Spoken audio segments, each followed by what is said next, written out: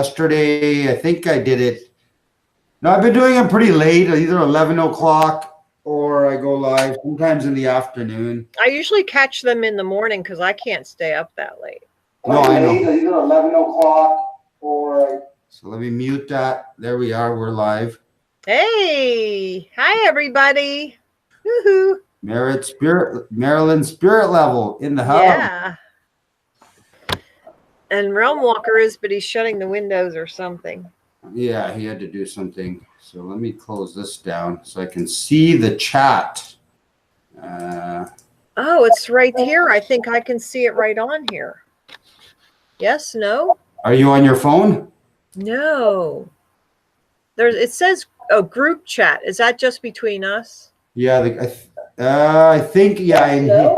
Are you on your phone? No. Okay, so is there a group chat here? Hey, people, sorry, we're just trying to work out the technical aspects of everything here. Where do you see group chat? Well, it's right on my screen. On Hangout? Well, I logged into, I've got a separate window open here where YouTube is open. Okay, so let me move this like this. And okay. Pop out the chat so it's bigger because I'm going to do that. Nice. You are live. Yeah, so are you. Awesome. Hello. This is Realm Walker, Steve from Chicago, Chi-Town. There we go. That's good. I think we're all good and centered and pretty good. Yeah, I got lost in Philadelphia the other day, so I was in Chi-Town in Philadelphia. There's a Chi-Town there? Yeah, isn't it Chinatown? Oh, China. Oh, yeah. I think Chicago in general is called Chi-Town by some. The whole thing, like Chicago, right? Oh, hello to the chat. Voynich, Joy4118, Lady Lacey, Wheel Skeptic, Tom Budas, Roderick. Who else is here? That's it so far. 11 watching right now. I'm sure more will join in. I got to remember to maybe mute my mic when I vape. So I'll be doing that, hopefully, so it doesn't annoy everybody. Is Boxer, he didn't message us back or anybody else, eh? It's just the three of us. Yeah, I don't know. We haven't had those guys on it, and I'm wondering if they can really, because I added them, but they haven't responded to any of our messages we put up, which is unusual. Zoom is there, both your accounts, Timothy, Boxer, and David Gessner. David's probably a bit camera shy, so Gessner is. Is it Gessner or Jessner? I don't even know. Guess. Guess, okay, perfect. Well, maybe they'll join us if they're watching.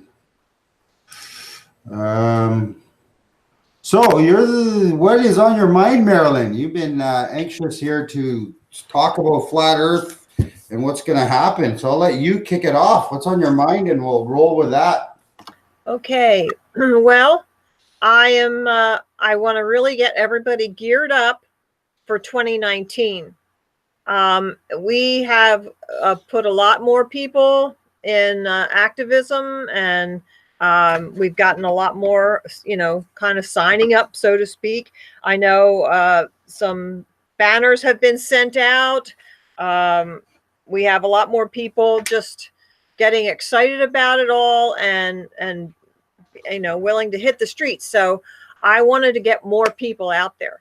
We're still working on the roll call on the flatearth101.com website. And the roll call is simply where we have somebody from each state represented, and they get their name and picture on there. And you have to do some kind of activism, but we need one person in each state, because we're working up to getting a tour. Now, I don't know how that tour is going to look, but it will be something, maybe parts of it will be virtual tour, maybe parts of it will be, actual tour. So I certainly can hit like, the northeast coast here. So I don't have a problem, doing a little bit of traveling. So we will, do like Harry and Jason did over in the UK, but we'll start with the northeast maybe, and then maybe we can have somebody do their state and maybe the contiguous states. I just want to have we all want to have somebody represented in each state. So if you are in a state that is not represented on the flatearth101.com website, please get on there and just produce some sort of evidence that you are talking to people, and get a picture of yourself in your state, maybe I don't know, with a sign behind you or a map or I don't know, something, and we'll get you on the website. So that's what I was really wanted to do, was kick start 2019. So what do you think of that idea, Steve? I think it's awesome. I really think that will help motivate others out there to not be too shy or not to be worried about condemnation and just being mocked and ridiculed for speaking up about this. And, everybody's got their own touch, so, if whatever style is your style out there, guys, it's really just about representing and doing your best in getting that message out. And I think, we've been seeing that, so, yeah, I mean, like I'm not on Facebook, but I have friends that have Facebook and have shown me like a lot of the social media stuff that's been going on. A lot of people have been doing flat earth activism. So that's kind of like outside the scope of the norm. Like one chick, she was on like some news channel and in the background, she wrote flat earth on her hands. I like saw that. That was awesome. I saw that. That was awesome. That's all it takes, folks. That's all it takes.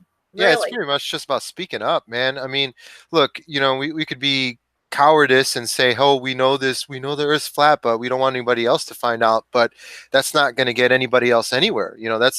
That's hurting your friends, your family, their loved ones, and kind of putting them in harm's way and just saying, like, you know what, it's not that important. It's not real.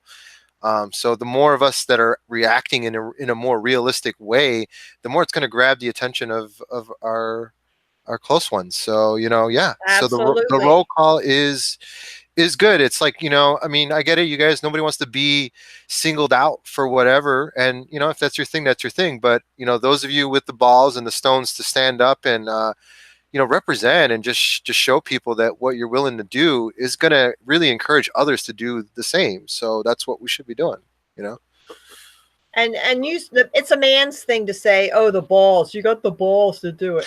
Well, the stones. So I'm going to say, do you love your fellow human beings enough to share this gift with them? And so I'm going to give that angle of it is, do you love them? Do you love them enough to tell them the truth? I mean, there's a culture of death in this world, and they hate people. They don't want to tell them the truth. So we have to love and tell them the truth, because that is love. So what do you think about that, Mac? That's how I thought. I'll be honest. Like, I don't know. Oh no! Don't you contradict what I just said. I'm gonna say I agree. I've been agreeing with you. That's been my philosophy, and it still is to a certain extent. I've just come to the realization, hey, I may be barking up the wrong tree. I may be going down the wrong road, but I'm really coming to the conclusion that the world is full of NPCs and they can't be helped. I still think those that are meant to see, we still need to search them out and like be there for them to help them wake up, those that are ready and willing. Yeah. So I will still, I'm looking forward to Mikey Smith coming next weekend. And he's got that big banner on his truck, on his Subaru. And we're going to drive around Vancouver if I have, when I have some free time. but I do have the Saturday debate on Non Sequitur show. I don't know. I have no idea how that's going to go with those ball lickers. And then Sunday is our meetup. So, but around that time, I mean, outside of those two things, I'm going to try to find some time to go out and do some activism with Mikey. I still believe in it. I still want to search for the people that will wake up. But I look back at the history of my activism, your activism, Zoom's, John Smith, everybody's activism, Steve's, and it is literally ineffective. We can't even scratch the surface, you know what I mean, in waking people up. So am I being a, Debbie Downer, negative Nelly or something like that? I don't know. I'm just trying to look at it from a realistic point of view, like really evaluate, hey, as a businessman, I got to evaluate. This is the effort that's put in. What are the results? What's the payoffs of this effort? And I don't see a lot of ROI. That's return on investment. You know what I mean? So and I agree. From a business standpoint, I would give this up, but it's not a thing of man. This is a spiritual battle. This is a spiritual warfare. So this is about principalities and powers of the darkness. I mean, so we have no idea what effect we have. I had to go down to New Jersey the other day, and I slapped the big banner on the front of my trailer. And, a kid riding his bicycle in Philadelphia went, hey, yeah, so you don't know. You don't know who you're going to affect and who you're going to reach. So, from a business standpoint, I wouldn't invest any money, I wouldn't go whole hog, but there's a lot of things we can do that don't cost any money, that are very low investment, and we can get, what the return is for me is my satisfaction of it. I know I'm doing right. This has done a lot for me. And reaching out, I know it's done a lot for other people that I may not know. But this is spiritual battles. So we can't, talk about dollars and cents in this, because there's a whole lot more to it than just being able to log the numbers. You know what? I'm not looking at it from a financial aspect. Time is the most valuable thing there is in life. Right. So I'm looking at the time invested and the payoff in time, not even looking at the dollars. Hey, if I spend $300, I've got a box full of pamphlets and cards here waiting for the better weather so I can go out and spread it. And I still do. I carry them around. I go get a coffee. Right. I put 2 stickers on it. I put stickers on at every drive-through I go through, just to get a cup of McDonald's. I love their coffee. They have $1 coffee going on for the next week and a bit. So, I'm still doing activism in that way and spending, I've got the activism material, but I'm talking about the time investment, which is the most valuable. And you're right. When somebody pulls up to my car and it's got Earth is flat, a guy pulled up the other day and he looked at me and he went thumbs up. That's a good payoff. And it makes me feel good. But that's few and far between. But now, is that guy still going to suck Satan's dick, even though he knows the world is flat and he's been lied to? Or is he actually going to take action like you and I and Steve and want to do something to help the rest of humanity, right? Well, all of us are not doing the same things. Like right now in the wintertime, we really can't get out that much. But and like you are doing these late night talks, those are all valuable in some regard. No matter what you're doing, it's valuable. Okay. And if you're getting that message that that's what you should be doing, then do that, because for some reason that we don't maybe know, that's valuable. All right. I listen to you probably every morning. I say, I wonder if Mac was on there last night. So, but I can't stay up that late, so I don't hang up with you, stay up with you. But you're probably not liking some of my just silly late night streams, like the one from Saturday night. That was a little bit silly, so I apologize if you have to sit through that. But yeah, I listen to as much as I can.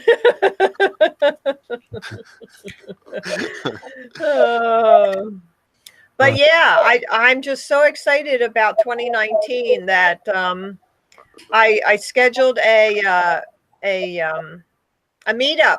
So I have a meetup this Sunday when you guys are having yours.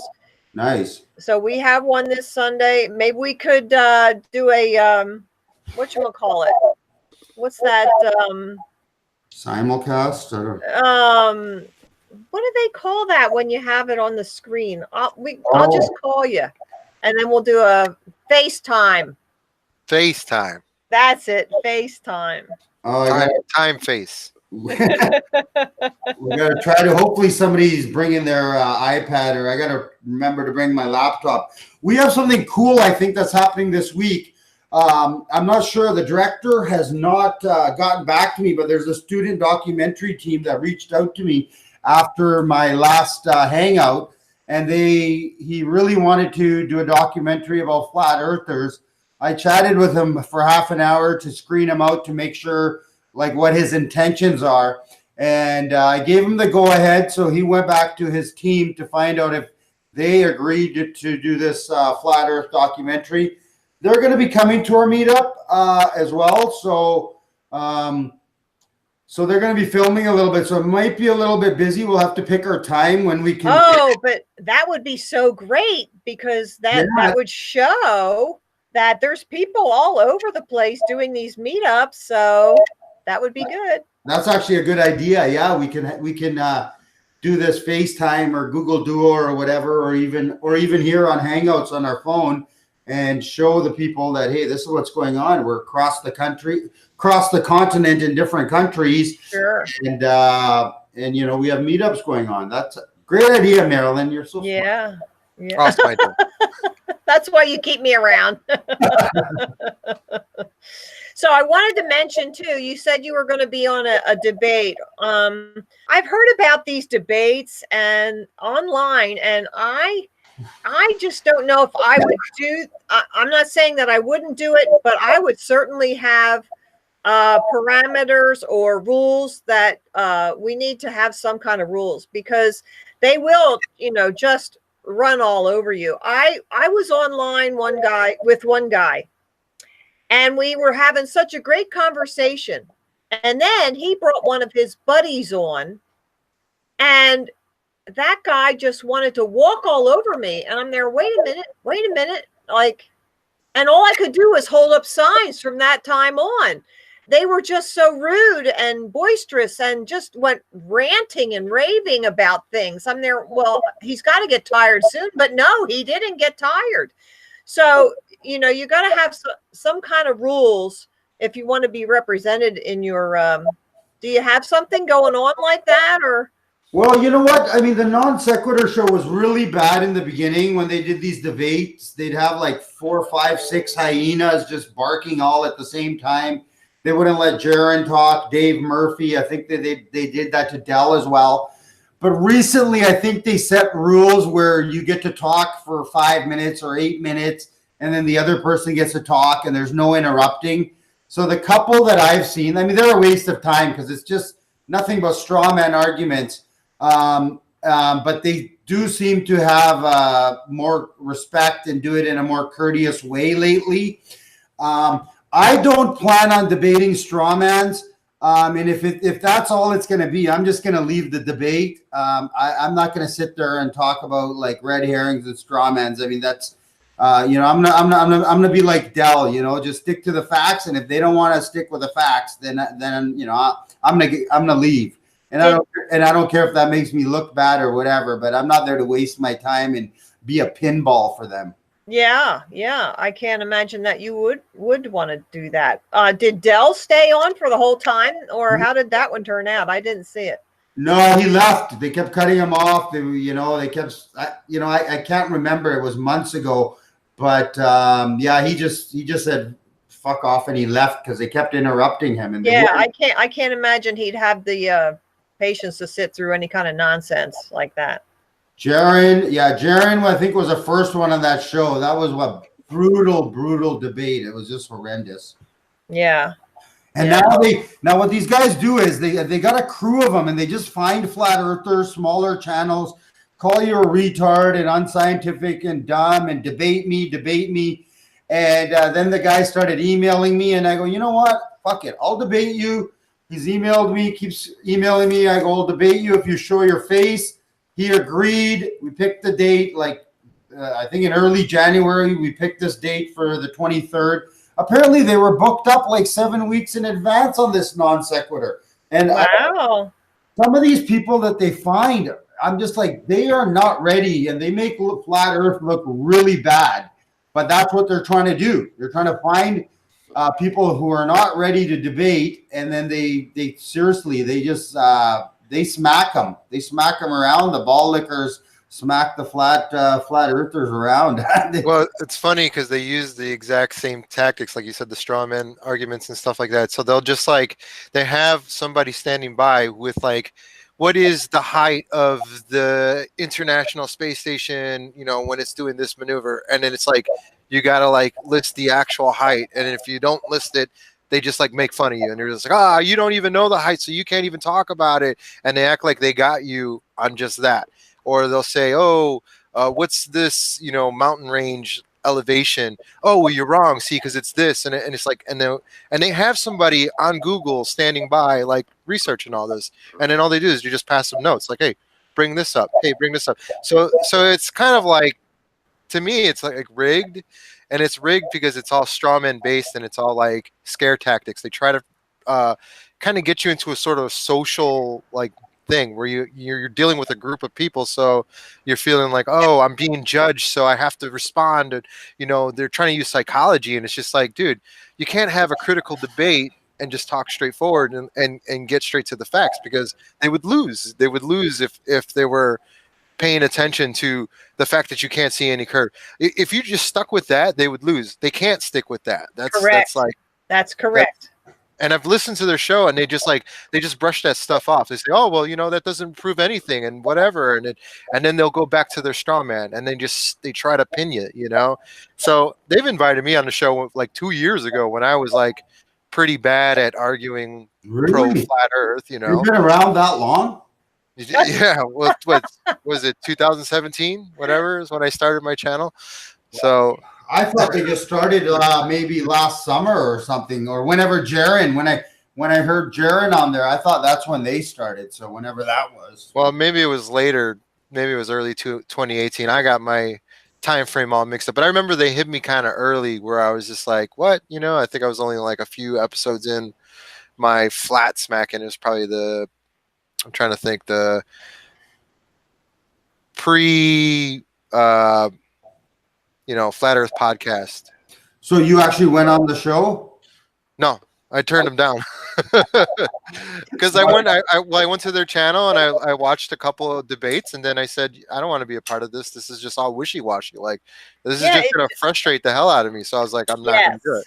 So I was it didn't seem like a real debate because there was no structure at the time. I mean, I'm sure you said they changed a lot, so maybe it's way more concise and organized, and maybe they do make good points, so it'd be probably interesting to debate them on that level. But early on when I listened to it, it wasn't very enjoyable. So yeah. They asked me on in a comment section of one of my videos, but I just didn't respond because I kind of thought that's what it would be, is something like you're describing. So I don't know. I just didn't respond. I'm not interested in being frustrated. Like you said, you would just be all frustrated and upset for no reason. I mean, you're debating with somebody who's already taken a stance to ignore. They've looked into flat Earth and they're ignoring all the evidence, and then they're just saying, "I'm going to debate this," or they're being paid to do this. They're definitely paid. They're definitely paid. Could be. I don't know. I mean, it does seem like they got they're putting way too much energy and organization on being indirect, which is kind of shady. You know, it's like why? Oh, it is very So, shady. Yeah. but you know, I don't know. It could be just be making money, and they just don't know the Earth is flat, and they're willfully ignorant. That could be another thing too. You know, but I don't know. You know, I don't know. It's Well, Yeah. you know, that's why debates are just like it. To me, debating is just like dealing with somebody who doesn't want to do their homework. You know, it's like, okay, like I'm not here to debate you. I've made up my mind. I've done my research. Either you're going to look at it or you're not going to look at it. And if I can't convince you, it's not my job to convince you. So, you know, that's where it ends. You know, like the debate is on you. You know, you're going to debate with yourself and your own thoughts and what you know and what you experience, and then take it there. You know, having a debate with somebody outside of yourself is just pointless and wasting time. You know, so Yeah. yeah. Not to switch subject, but talking about stupid responses, I have to tell you guys what happened about. Did you all see my video, by the way? The latest thing about the Wildwood to Atlantic City. Did you happen to notice that video? no. I might not have caught it. Yeah, I'm sorry. All right. Well, for a long time now, I've been saying we can see Atlantic City from Wildwood. So this one guy named Jesse Kozlowski, he went down there with his theodolite, which is a surveyor's instrument, and he took a picture from Wildwood. He took a picture of the new tallest casino down there in Atlantic City, and he could see the casino. But of course, it was not the full thing. It was only like the top third of it or whatever, the top half maybe. And then he went up to Atlantic City and took a picture of that and, you know, said, well, look, this building's so much taller, you know, so it's going over the curve, halfway is gone over the curve. So I went down with a friend of mine who has a P1000, and he picked me up 5 o'clock in the morning. I think he was a little late, but we went down there. We saw the sunrise in Atlantic City, and then we went to Ocean City and we started filming. And from there, we could see all of Atlantic City, like right down. It was only like 2 or 3 miles away, but we could zoom right in on everything there. And then we went a little further south. There was like 4 points we went to. A little further south was Avalon, and then Stone Harbor. And then we came back and took a mile closer and took some more video. And then we went down to Wildwood. So there's 4 places that we took videos. The third place we were at, the second place was Stone Harbor. We could see that main casino building, and there was one next to it. But it was very, very clear that there was a mirroring effect. So the second building, like the little one on the left, the shorter one on the left of the tall one, it was, you could see the top of it, and then you could see where the mirroring starts, because underneath of it, there was sky. It was like floating. So I got another shot of the tall one where you could see underneath that was a little bit of sky. See, that tall casino has an angled roof. So only the one side of it was mirroring sky, where the other one was still like all the way down. It's very interesting, these shots. It's called Phantom Morgana or something like that. Yes, Fata Morgana. Right. And I call it mirroring. I don't want anybody to be confused by any terms they don't know. So I just call them all the terms. So anyway, I got back and I made up this video of some of the still shots that we got. And I went back and forth from the one by itself in Wildwood. It was just by itself. And then the one that had the 2 buildings there. I'm there now. What is the difference here? What's going on? Well, when we got to Wildwood, it was just the one. And that means that Fata Morgana had increased. So the little building on the left was gone. It was missing because the mirroring effect had risen higher. And so it was obscuring the whole building. It was just sky all the way down. It was just so clear. You got to see it. It's really awesome. Yeah. And so I want to read you. I'm telling you this whole story just so I can read you this response from this guy who's said he's worked for NASA and he's done all. It's part of a science group of globalists that I belong to. The one guy interviewed me down at Ocean City, and they welcomed me into their little group. But there's this one Hangout that they leave open in case I have questions. So I put up my video, and nobody would respond to my video.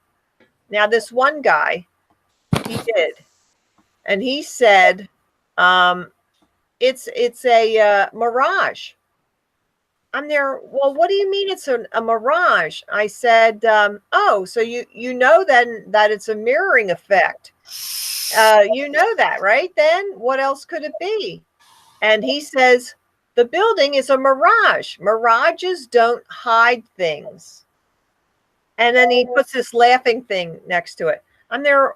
Oh, so you're trying to say the building isn't there, even though anyone who has seen the video has seen us take 4 different shots at 4 distances and know it's there?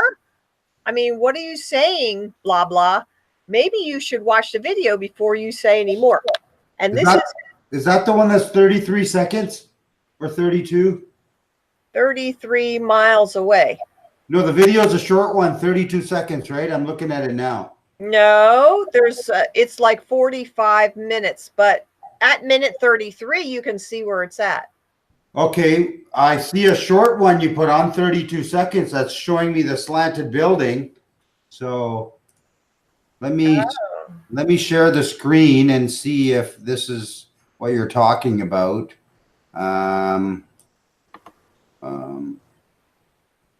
Yeah, I would. Oh, there it is. That's one. Yeah, so this is a short 33-second video. Where did you get that? It's on your channel. Wow. So yeah, there's the building, and that should be. Yeah, and look, if you look real close, you can see down on the right side of that. You see sky at the right side on the bottom near where the water starts. It's like white in there. It's like sky color. Can you see that? And I don't know. How do I get it to show people on YouTube? When you're talking, go down and you can actually pin your screen so it's presented. Present to everyone. Yep. There it is. Okay. So that's the building by itself. But in the long video, I show you the 9 miles closer, and it shows both those buildings. There's 2 buildings in that shot. So you can clearly see that it's the mirroring effect or the Fata Morgana or whatever you want to call it. And so this guy, let me see what let me read you Philly. If I lost this comment, I'm going to be mad at you. No, here it is. All right. He says, "You stupid effing idiot. The building is clearly a mirage. Anyone who has ever seen one knows exactly what it is. I'm done with your effing lunacy. You should seriously consider seeking professional help. If you're not trolling, then you truly are the most uneducated shithead I've ever attempted to have a conversation with." Wow. And he's a professional, worked for NASA, all that kind of stuff. Is that it here? That's bad. That's very bad. I know. Crazy. Isn't it crazy? Is that what I'm showing right now? Yeah, that's the one with the 2. That has the 2 buildings on it. Okay, I see it. Can you see how clear that it's like floating? And that's a Avalon there. Yeah, there you go. Look at them. Yeah. Wow. That's so obvious. And then when I got the next shot with just the building by itself, and you could see the sky underneath the right side of that, because the roof is angled, so it didn't get the whole way across. Yeah. So yeah, here. It's just an awesome video, and I teach all the way up to that point too. So it's really Really good. If I can say so myself. But yeah, can you imagine that? I mean, who would talk like that to anybody? I mean, really, who could? Oh, except maybe for Mac.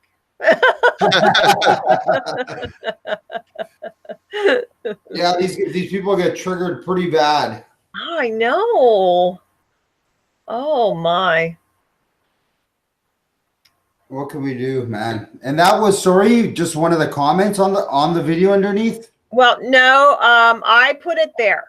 I copied that and I stuck it underneath that video saying, this is what I got. Oh, Can you believe it? Yeah.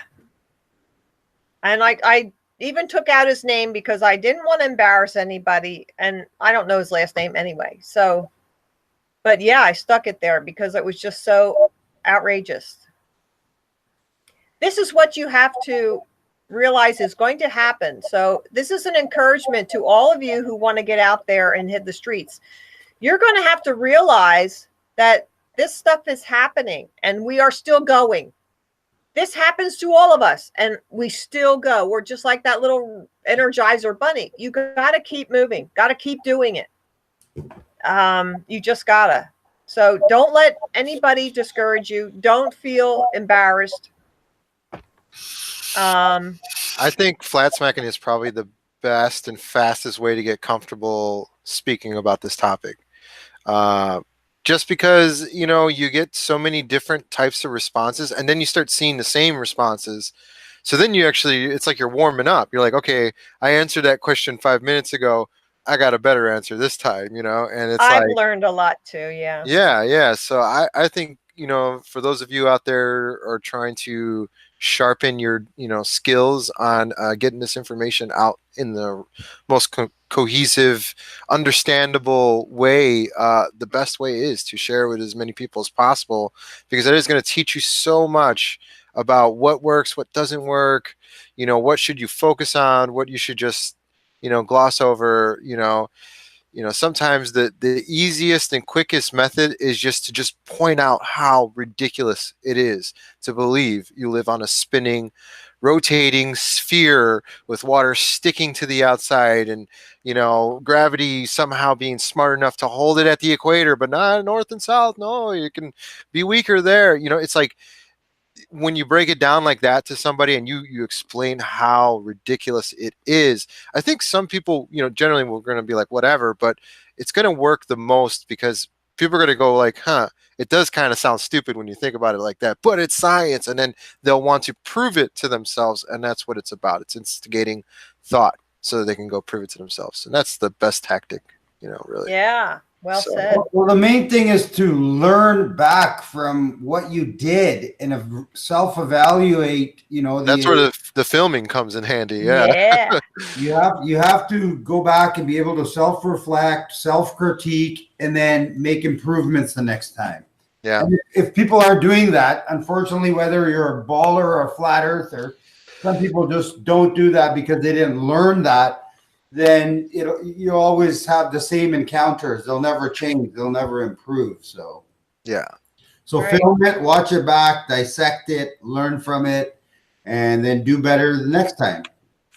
Yeah, and don't focus on your friends because, you know, your friends, they're gonna look at that thing you did last year and use that in the debate with you. So don't focus on your friends. Focus on strangers, people you don't know. That's where you're going to sharpen your skills the most and actually see what works. Because, you know, it might be a logical argument, but, you know, you're talking to your friend, the same guy who knows you crapped your pants in the 5th grade. Like, that's not going to help, you know?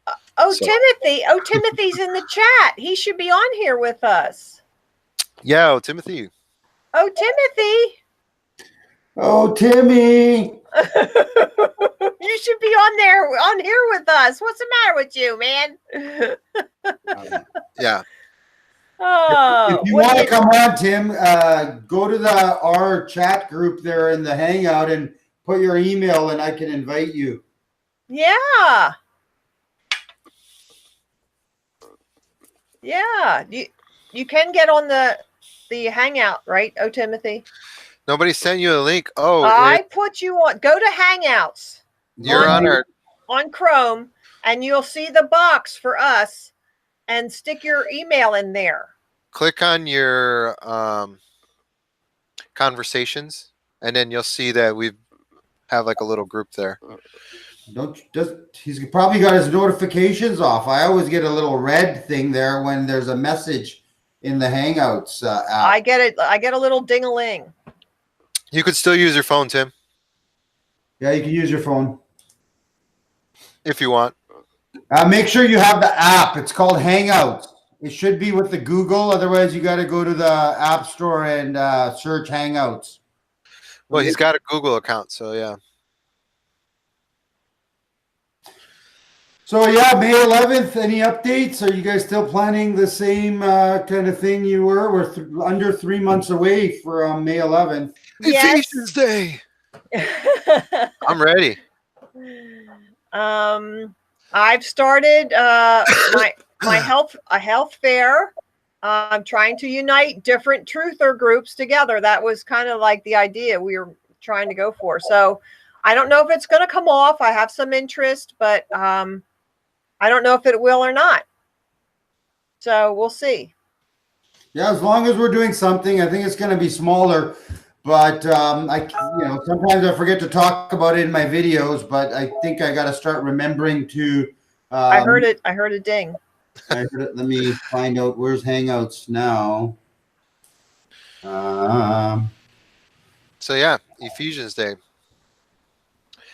So yeah, I'm working on my video. I got a couple other things too that I've been working on. My whole problem was my computer crapped out not too long ago, so I've been getting things together, and then I'm actually rebuilding a PC, so got some help for that.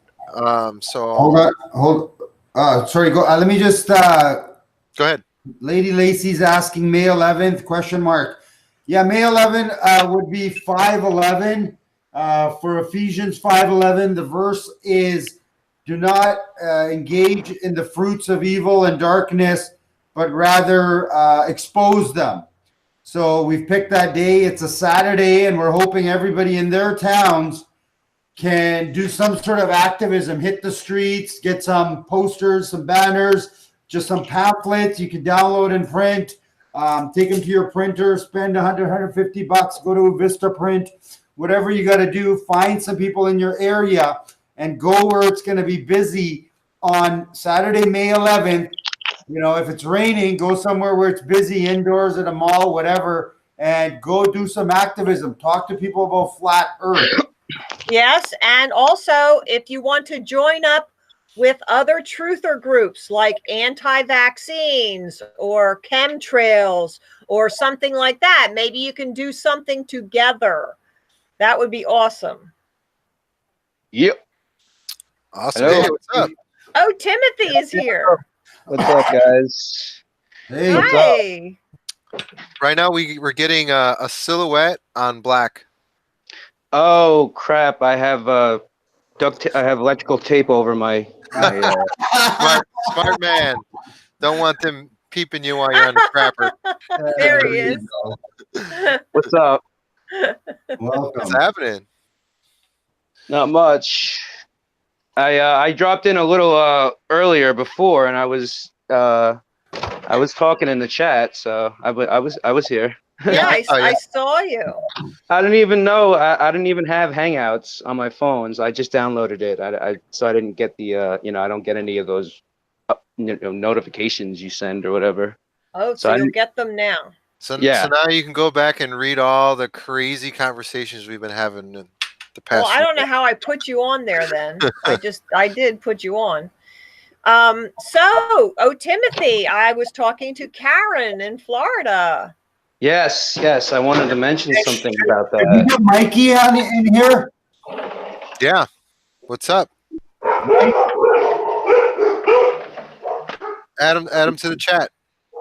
Mikey, text me your email if you want to come on. Isn't he on our Hangouts group, by the way? He's not. Mikey? Okay. No. Tim, you were going to say something? Yeah. Timothy, he's going to be joining up with Karen, and they're doing a science fair. Is that what it is? Yeah. Apparently, Florida State College or whatever is holding some kind of science fair at the beach, like at the boardwalk or pavilion or whatever. So she thought it would be a good idea to get out there. And I said, hey, that's a really good idea. Let's make sure we make one of Rob Skiba's, those dioramas of the city. And like, so we could actually have some like kind of scientific experiments set up. Wow. Yeah. So she got to ordering all the parts on eBay or whatever, the magnetic sheets, the magnifying sheets. And so we're going to set that up, and we're going to have like a table, hopefully, with like some tablets playing videos and stuff. And John the Morgile is going to join you? Nah, he hasn't gotten back to me. Oh, so, okay. Yeah, I have no idea what. Well, it sounds awesome. It sounds so exciting. And being at a science fair, you're going to get a lot of people who are interested in science, and they're going to be serious minded. And that's what you really want. Yeah, I was watching a video actually earlier or yesterday about the pressure formula. Oh, hey, what's up? Mikey, mute your mic. Yeah, mute your mic. Hi, Mikey. Shut up. I'm making noise in the background. and stop with that Under Armour 33 Illuminati Freemason shirt. Go ahead, Tim. You were saying? Go ahead, Tim.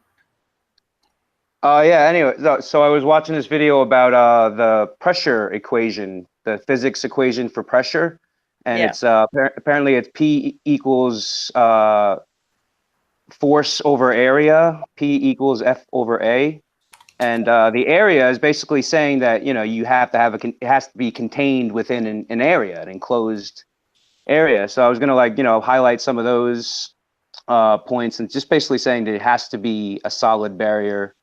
Pressurized system. Yeah, pressurized system, exactly. Yep. And just having all kinds of like science little factoids like that. And centrifugal forces, like the equator. What's going on with that? Why isn't the water rising up?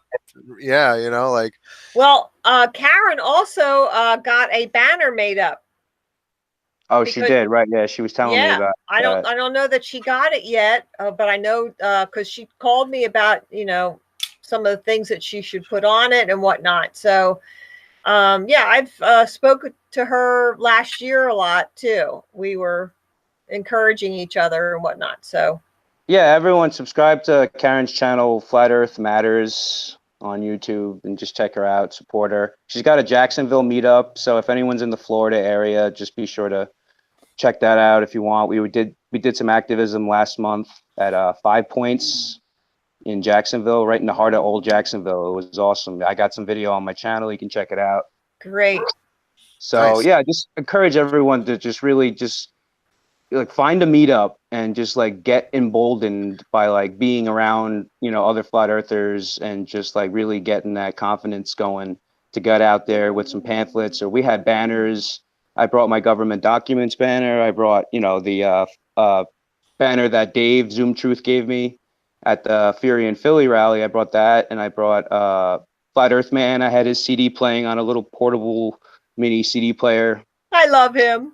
Yeah, it was awesome. So it was we had the whole 9 yards, and we were kicking ass, man. We were waking a lot of people up. I was on my bullhorn a little bit, just shouting out on the bullhorn. So it was fun. So I just encourage people to find a meetup in your area. If you're in the Florida area, find the Jacksonville meetup on meetup.com and just get out there. Do it. And if you don't find a meetup, start one yourself. Yeah, exactly. It only takes 2 people. 2 people, that's a meetup. Yeah, yep. Karen said she only had like 1 or 2 people for the first couple of weeks, and then it just started growing naturally, and just sharing it out, and just that's all you got to do is just share the content. Yeah. And eventually it'll grow, Yeah. Well, hey, my meetup's been running for a while. It hasn't really been growing, but if anybody's in Chicago and wants it's cold up there right now, join for a meetup, do some flat smacking, have some great food. We go to vegan restaurants all the time. We do fun stuff. We went to like a balloon thing, so, fun stuff happens, but you got to come to experience it. Yeah. Otherwise, it's me and Tim having a great time all the time, which is awesome. So There's like Arctic. It's like Arctic cold up there right now, isn't it? It's like in the 80s. no, We're- today, Guys, not Mark right, Sargent, not Mark right now. Sargent's in the house. Oh, hey, Hey, Mark Sargent. Yo, yo. Hey, long live Flat Earth. he's our meetup promo guy. Yeah, send Mark Sargent where you're having your meetup, what time, and he will make a video promotion and put it on his channel, and that'll help get some people out. I just sent him information because I'm going to have one in Hoboken on March 10th in 3 weeks. Hey, Mark, you're quietly observing. Some people are going to call that shill behavior. So Mikey's in the chat, and he's what are you sitting in a cab, Mikey? What's going on over there? Does it work now? Can you hear me? Oh. Yeah, we hear can you. hear you. Oh yeah. Oh, my phone. Oh. Yes, I'll be here. Turn your camera off, Mike. Yeah, hold on. Just be quiet for a second. Okay. Okay, we're good? Yeah, you're good. Yeah. You're good. Yeah, no, I'm just driving around helping out some friends tonight. I was putting my billboard together to do a highway speed test probably tomorrow so I can get to Vancouver with the billboard without flying off the roof. But yeah, I'm all excited about it and ready to go. So Yes, what do sir. you mean? You're jumping on the highway to see if it doesn't fly off? Yeah, tomorrow I will be, yeah. Are you staying with Bobby, or what are you doing? Are you sleeping in your car in Chase? No, I'll probably just stay in Calgary for a few hours and then drive to Chase for Friday morning, and then I'll spend the morning with him and then drive to Vancouver for afternoon sometime, hopefully by supper time. Okay. Yeah. Yeah, that's my plan. I'm excited. Yeah, and I promise I won't wear the sweater when I get there. Yeah, right. Hope everybody's doing well. Yeah, man. Yep. Hey, Mikey, do you have your itinerary all laid out? So where you're going to stop, every time on the way out, or what? Oh, I kind of do, but I think I'm just going to, I don't even know what I'm going to do. I really don't, because I'm trying to I want to do a lot of filming at night or early in the morning because I want to make sure that Roxanne Glenn and Globely, those kind of people get kind of tuned in too, trying to balance the times around, but They can watch. They can watch the replay. Yeah, exactly. But yeah, I'll do what I can on the way there and stop in a few places, and I want to hit the legislative building in Calgary for sure. Probably sit in the park for a while, or if it's nice there, or at a Walmart parking lot. What else do I want to do? And then obviously stop in some towns on the way through the mountains. Well, I'll stop in Chase. It'll be a good time to spend with Bobby there. And yeah, we'll do some flat smacking. I'll do what I can. Are you going to be live? I will, yes. I'm going to try to go live a couple times a day, hopefully, if I can do that without losing so much data. Yeah. I was wondering, Steve, if you could put that on the activist channel, or I don't know. I can definitely do that. Yeah, Mikey, you got my cell phone. We could. Yeah, I got you. Yeah, I got your number. Yeah, for sure. Yeah. Yeah. So let's plan something. I think it's on Flat Earth 101 too, on the activist channel too, is it not, or on the website there? Oh yeah, flatearth101.com. Yeah. At least I think there's a paragraph of me going, just explaining that I'm going to Vancouver and stuff like that. Yeah. Cool. I'll repost that stuff too. Yeah. Sweet. And tomorrow. What day is today? Monday? Yeah. Tomorrow night is Mark Sargent going live, because he was doing a replay last week, and I was going to try to phone into his radio show and maybe just give him a few tidbits about what I'm doing and stuff. I think he's in the chat. So. Oh, is he? Oh, okay. I don't know, because when I was on that. They did it and pre-recorded it. Oh, He he said, did. He's saying I will be live tomorrow. Okay, cool. Yeah, cool, awesome. Okay, There you go. That'd be great. yeah, So- I'll phone in. Okay, you're gonna phone in then. All right. Yeah, I'll phone in and bug him. So be prepared for that. Yeah. Okay. Yeah, I know. I'm getting a little bit nervous. If you guys are watching me live, please don't hesitate to kind of help me out along, because I'm not going to know all the information, about flat Earth. So I may need a few, bumps in the head to get going, and Well, you don't need to know very much when you're driving 60 miles an hour. I mean, yeah, I guess so. Eh? Yeah. Just stay on the road, I guess, eh? yeah. Yeah. Oh, that's awesome. This is awesome because you're going to you're carrying the torch for the Olympics of 2019. And 2019 is going to be a great year. We are going to hit the streets and we're going to cover the canvas, the whole country. So this is for awesome. sure. Yeah. Yeah. So we're saying there's, somebody with them? Who's in the car with you, Mikey? My good friend Mimi. Is she a flat earther? No, not yet. Tell her to stay off the screen.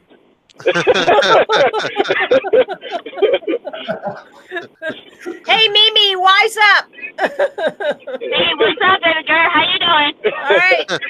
You got to be a flat earther, girl. For real, I know. Get off the spinning ball. Mark Sargent said you stole that child. Oh, I know, exactly. You know what? For real, though? Anyways, I'm just thinking about that, too, so. Yeah, maybe I think you stole me for no reason. No, I didn't. Where are you going, Mike? Huh? Where are you going, Mike? Where are you going, Mike? Make sure you stay within city limits, Oh, gosh. away from abandoned warehouses. She was saying that me and Mac look like we're twins. I know you guys look like a twin. I swear to God. Oh, never lie. You guys look like a twin. I was laughing so hard for like an hour. I was like, oh my gosh, you gotta be kidding me right now. Like, you guys look like a twin, and I would never lie, for real though. So Mikey, Yeah. Mikey, if Mac grows a mohawk, are you going to grow one too? Who knows? Maybe.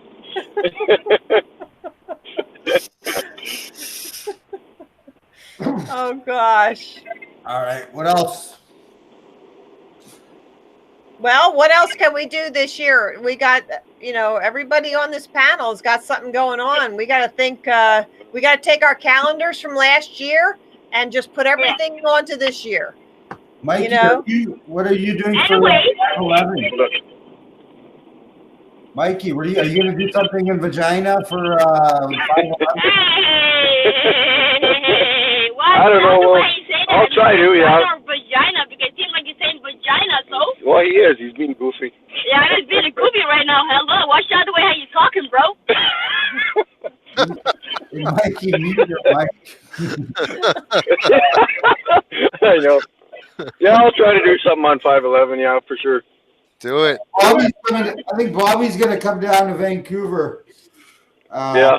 I hope. That'll be good. Flat smacking with Bobby. That's going to be awesome. Who's coming to Chicago, man? Who in the chat? Let's go. Who's going to head to Chicago? Who's close? There's a bunch of people from like Detroit area that always come on my live stream. So, or they could do something in Detroit. They're both big cities. Chicago's a lot of fun. I think people don't realize how much fun Chicago is. So that's definitely the city to go for flat smack. I'm just saying, if anybody wants to join me. You got like such a people from like Milwaukee and Green Bay and all that. It's such a short drive. I think Cleveland's close by too, right? And yeah, I think you guys should either do a bunch of small ones, but since you're so close, I think it's more effective if there's more of you. If all the people in those towns can converge somewhere and you get like a couple hundred people, that would be amazing rather than having 30 people in each place. I understand if you're far away and you don't have anybody close and it's like an 8-hour drive, then it's better to do it in your town. But if it's only like 2-3 hour drive, I think we should have a big convergence and have as many people as we can hitting the streets. Yeah, seriously. This was a big thing that Zoom was talking about, is that, and that's one of the reasons why I did take the 11-hour or whatever 15-hour drive up to Philly to meet up with you guys for the Fury and Philly rally. People gotta man up and stop making excuses. Like, if it's like a 3-4 hour drive, come on, like, seriously, like, what's more important, like spreading the truth and like getting out there and like being a part of it, or just like continuing to mindlessly be entertained by truth-ertainment on YouTube and just keep clickbaiting and and getting down these rabbit holes. But what's really important is getting out there and just sharing what you've learned. Yeah. I was so impressed that you drove up there, oh Timothy. That was so impressive. You're the man, Tim. I didn't want to, and like, that's the thing. Like, it wasn't me. Like, it was nothing I did. It was like just the fact that, like, I don't know, like, my faith has like really helped me to just like get out there and just do it. And I could give all honor and glory to Jesus Christ, because he's the one who got me off my lazy ass to get up there and go. So what I'm saying to everyone out there listening is, I get it. It's hard, money's tight, or, the weekends are my only time to relax because I work full time. Like, I get it, but like, comes to a point where you have to just make a decision and like, and go for it, And when you're out there, on the streets, doesn't that energize you? I mean, really, it's hard sometimes because you're getting beat up, but I mean, don't you feel like you've really done something? Oh yeah, not gonna lie. Like, when you before you even open your mouth, like, you're shaking. Like, anyone out there knows that. Like, Steve, Marilyn, you all know, like, when you got the jitters, and you're like, but it's like the good jitters, like, where you're just like eager to share the truth, and you're like trying to like, inventory like all the factoids in your head and like kind of lay them out in like an easy to digest, kind of simple to understand kind of way. But yeah, you're right. Once you get going, it's like fire. It's like, it's just, you can't stop, and it just feels awesome. Yeah.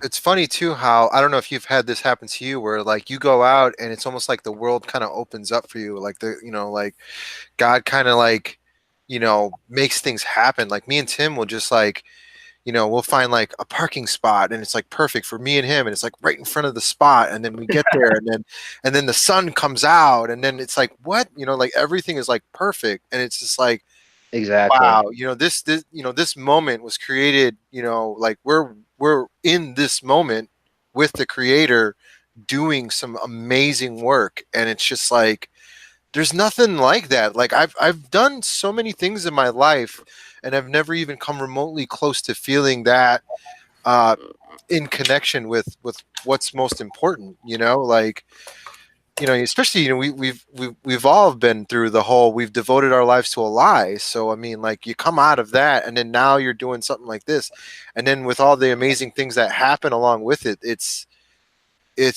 something that's really almost impossible to explain. Like, people really just have to do this and see firsthand like what it's all about, because communicating with people on the street is nothing like on the internet or over the phone or nothing. It feels very natural. Once you get into like the flow of it, it feels like there's so much love pouring out of you.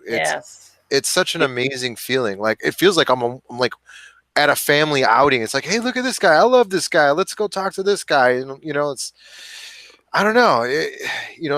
Yeah. Like I said, you're sharing the truth in love. That's why you're sharing the truth in love, because you love these people. You don't even know them, but you love them enough to dedicate your time and energy to sharing this truth with them. Yeah. It does changes your life. And, so you're absolutely right. And I think just real quick is just like, when what you'll find is that most people are open-minded, and most people will take the flyer. Most people will take the card, the whatever, And all you got to do is just say, hey, free information. Can I interest you in some free, just go about it in a really polite way. And if they're not interested, just keep moving, Yeah. So. And most importantly, be human, yeah, I mean, like that's the one thing. It's like it's not about going out there and being like, well, we know something they don't, and and it's like this whole process of that. It's more of just like you're going out and you're seeking to fulfill the love. You just want to share it. You just want people to understand. You want to help them. You see what they're going through. It's like you just want to be there. For them. So yeah, exactly. One of my favorite lines is, hey, do you guys like science? And of course, these men, they all say, oh, yeah, I like science. I like math, and I'm there. Oh, well, here's some real science for you. And I gave them that little brochure. I kind of like that. If I don't have the banners, that's really good to have that little brochure. Yeah. And they like them. They look at it. I don't know what they say when I walk away, but they take it. They're exposed at that point. So that's what's most important, Yeah. So the information, they were confronted with it, whether they glanced over it or whatever, it was there. And then, life will present that again when they're ready. That's number one. Remember, it takes 3 times hearing it before they take it seriously. Yep. That's what it takes, 3 times. First time you're lifting the dirt, second time you're planting the seed, third time you're watering it. And that's well said. Yes. Exactly. So yeah, I agree. What I do is I use the pamphlet a lot, the brochure, and anyone can get a copy of the brochure and make printouts at home on a printer, Mm-hmm. So I encourage everyone out there, if you don't have a copy, you can hit up Nathan Thompson. I think he sells them. Or if you want to just get 101. FlatEarth101.com yes. obviously is great for all the merch you need. Book of stickers are like $5. Guys, get out there and Mac, shout out for the silent flat smacking idea, because that was awesome. And I kind of jumped on that bandwagon a little bit and started encouraging people to just buy a book of stickers on Flat Earth 101 and go start putting them on gas pumps, ATMs, anywhere that a lot of people are or usually go. That's where you stick a FlatEarth101.com sticker. Yeah, Mac. Yeah. Mac, didn't you go to a wallet store and start sticking cards in the wallets and stuff? Yeah, I do that. That was a souvenir, one of those stores in Hawaii with a lot of souvenirs. So I throw them in there. I was at Costco. I'd go into the clothes or wherever they sell clothes. I put them in the pockets, like business cards, Flat Earth, Earth is flat. So somebody's going to try on that shirt or that pants or that jacket, and they're going to buy it and they're going to have that card. So I love doing that. And what I like to do also is in the soft drinks or some kind of a product or grocery store, if the card will fit in the box, if it's open loose, I'll shove a card in there. So when they go home and open it up, they're going to see it. Beer, when I was in Hawaii, because you guys sell beer at the regular stores, I was throwing it in the beer cases, cards in there. So it's great. That way I don't have to waste my time butting heads with ball lickers, but I can just throw a 4% card and they can deal with it when they get home. Yeah. Yeah. That's the important thing for a lot of people out there who are scared, and we all get it, right? We're all there. Yeah. But that for people that are new, just get some Flat Earth merch, go to FlatEarth101.com or wherever. Doesn't matter. I'm not trying to plug Flat Earth 101, but it's a great site. It's got all you need. Because Dave does a great job. But but just start silent flat smacking. Just start leaving cards places. Just start doing what Mac's talking about, just going to convenience stores, putting them in beer in what do you call it? In the the 12 cases or whatever. Yeah. I was sticking them in I was at the Wawa and I was just sticking them in the in the donut rack and underneath all different types of little candy bars and whatnot. So also I was at the Flat Earth conference and somebody put a little tiny mini speaker in one of the in one of the elevators and they were playing Flat Earth podcast on the elevator, and Mac, you were there, right? You remember this. I think Wow. Genius. didn't Flat Nathan? ghosting, it's called. Flat ghosting. So you get like a little mini speaker and you could just put it in like anywhere, like that, elevators or wherever. And just, you can load it up with like, flat earth videos or just 200 proofs or whatever. So just some ideas for people that are out there that are a little still nervous or apprehensive. Oh, I don't know enough, or I'm going to get nervous and I'm not going to remember anything. There are other ways that you can get, started. Yep. Yes. But the most important thing is just to get started. Yes, don't be scared. That's what Don't be Sheldon's scared. doing. Sheldon is just doing silent activism. He's a shy guy, Flat Earth Hawaii, and he's sticking the cards at gas pumps and wherever he goes. He goes nuts with the stickers. That's awesome. He put like 10 at our meetup location, and I'm go, dude, you can't put them up here, man. We're gonna get banned from here. You got to pick a place where we don't come out, otherwise they won't let us back here. So he had to go back to the washroom and peel off like 5 stickers that he put in the men's washroom. Like, I go, you gotta pick the places where you put them, not where you hang out and you piss off the management, man. Yeah, I put one in a bathroom in a gas station bathroom, and it's on my work route, so I go there every week, the same day, every week or whatever, right? So I went back and checked up on it, the flatearth101.com sticker I left there, and it was still there a couple of weeks, 2 weeks, 3 weeks, and then somebody finally peeled it off. So it was there for 3 weeks, and it was probably flat smacking a lot of people while it lasted. So That's awesome. Yeah, I saw my sticker from over a month ago still at the McDonald's drive-through on one of the pillars. So you're going to have cars waiting there if there's a lineup, and they're going to see the sticker. Yeah, they haven't peeled that one off. So you got to understand how many eyes are gonna see that. Yeah, exactly. I put a card at the bank drive-in. There's like a little plastic frame around where you put that little thing that takes the suction and takes your money into the tube. And there's like a little plastic frame, and sometimes you can get like a little gap in there and just slide it in a little bit, enough that it'll hold it. So I stick cards there all the time. I have to stick a card in the tube and send it off to the teller and have her open it. Well, then they'll know it's me that's putting the card on the little mount Oh, thing. yeah. Don't give yourself away. They'll send a cop. I went shoe shopping with the wife yesterday, and I think I hit almost every shoe box in there with the Nice. these cards that I got from Dave. Like, freaking awesome. So Hell yeah. it was a lot. That's what's up. Here, So it's here. cold up there now. You can't do much, right, Steve? So you got to do whatever you can. Yeah, I mean, we've been having decent days. Oh, there you go. Yeah, we've been having decent days. Like, it was nice today. Me and Tim actually canceled last minute, but I had to set up some work stuff here, and so I was pretty busy anyway. But we've been hitting it. Mac's still freezing his balls off though in Vancouver, probably. Then. Vancouver, yeah, we had some cold weather and snow, but it's gotten a bit milder. Vancouver doesn't get as cold as like Toronto or the prairies or even Chicago, but it's usually mild, but we have a little bit of cold. That's good. Yeah. The sun's coming back.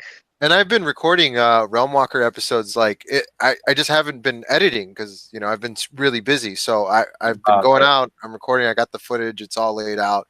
Just got to get that stuff done. Is that your car, Mac? Is that your car? That's my car. Yeah. Wow.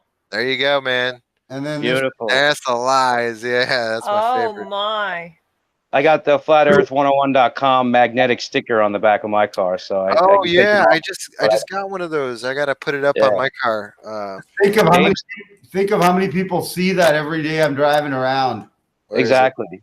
And Dave's awesome. Dave sent me the magnetic sticker for free for my purchase at flatearth101.com. So it's just like little perks like that you know what I mean? It's a great site. Dude, he killed it. Like, yeah, I bought one banner and I got stickers, magnets, necklace, you name it. I got a bunch of stuff. Like, it was crazy. Got this guy too. Yeah, I have that on my car. Exactly. Not trying to set a precedent now for Dave to be under pressure here to be giving out free stuff, but You better give out free stuff every time, Dave. Mandatory. No, Dave is very it's generous. like winning the lotto. Yes, Dave's he the is. man. Very generous. Yeah, he's Also, awesome. I also wanted to give a shout out to Josh, Authentic Intent, man. I know he's been going through Oh, quite yeah. a time. So shout out to Josh. He's Is he still in the hospital? I haven't seen or heard lately. I don't know. I texted him like a week ago, but he was still in there. I think he's in there for like the next week, and then he's out. So Okay. everyone, send Yeah. your best wishes to Josh. Yeah, much love to that guy. Yeah, because he was the guy who got me off my arse to begin with. You know, I've been watching him for a while, for over a year, over two. He's been at it for what, 2 years now, I think. For a hot So- minute. Yeah. Yeah, a hot minute, not just 2 hot minutes. Yeah. So he's one of the veterans out there. So you gotta, show some love, guys. Yeah, man. Yeah, I wish that his lungs would get healed. Yeah, Oh, that's tough. but he but seems he's to be al- doing well. He's doing well. alive. They said he should have died long ago, but no, he's still hanging in there. That's great.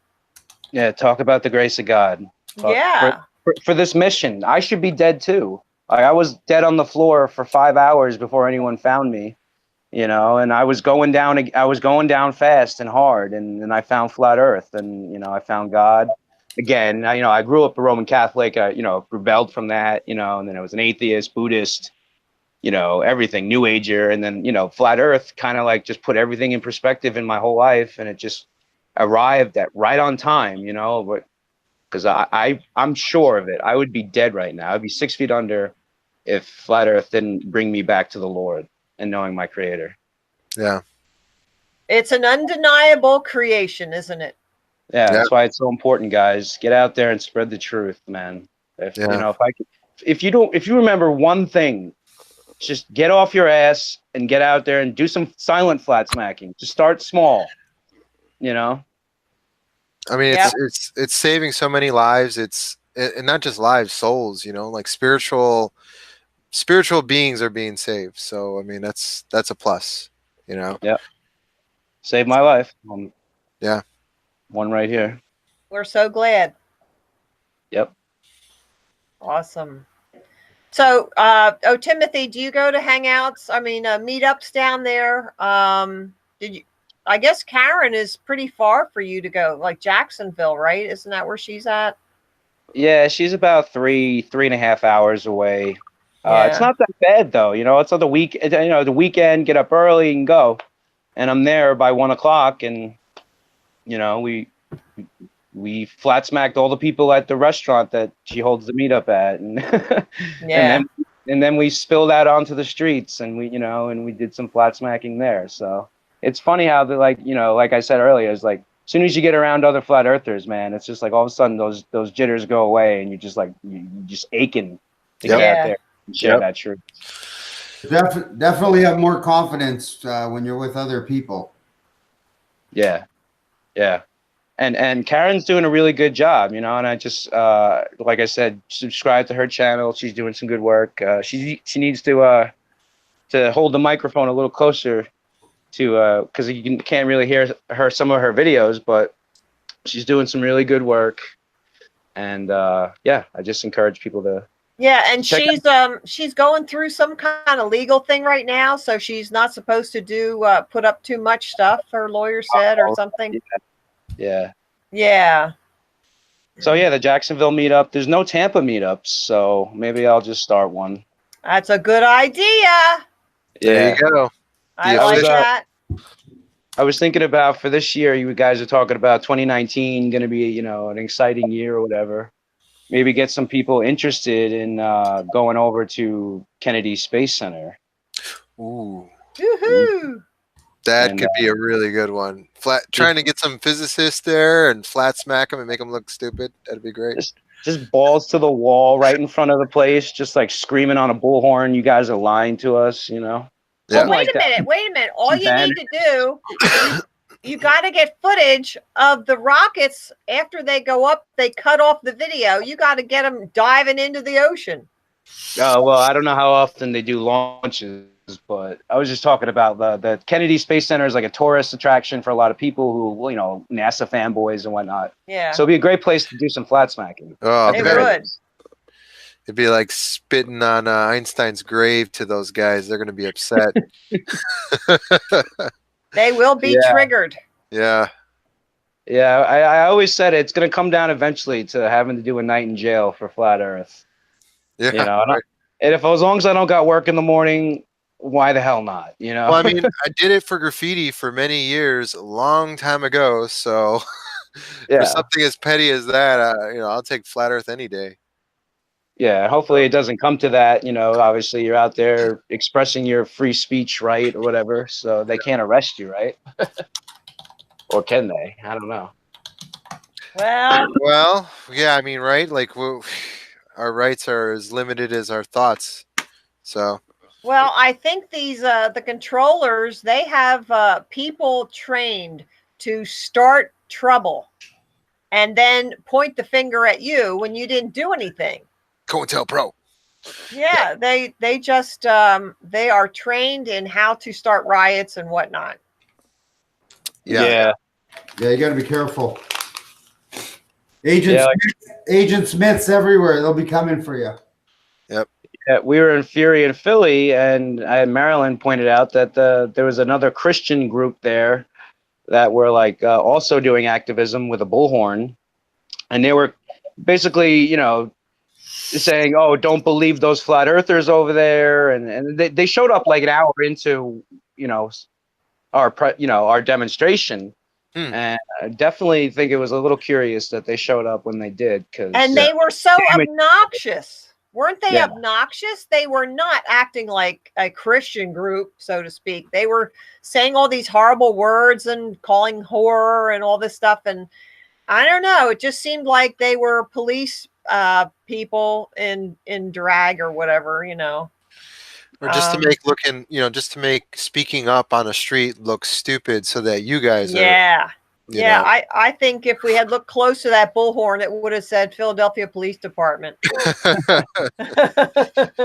Yeah, man. Damage Control Division. Yeah. How else were they going to get rid of us? They had to cause a scene.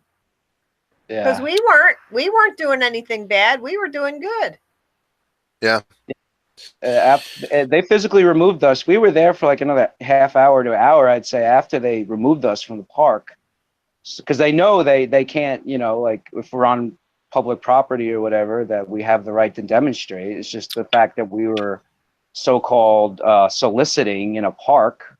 Meanwhile, these vendors were holding their own solicitation, thing going on that they were doing at the time.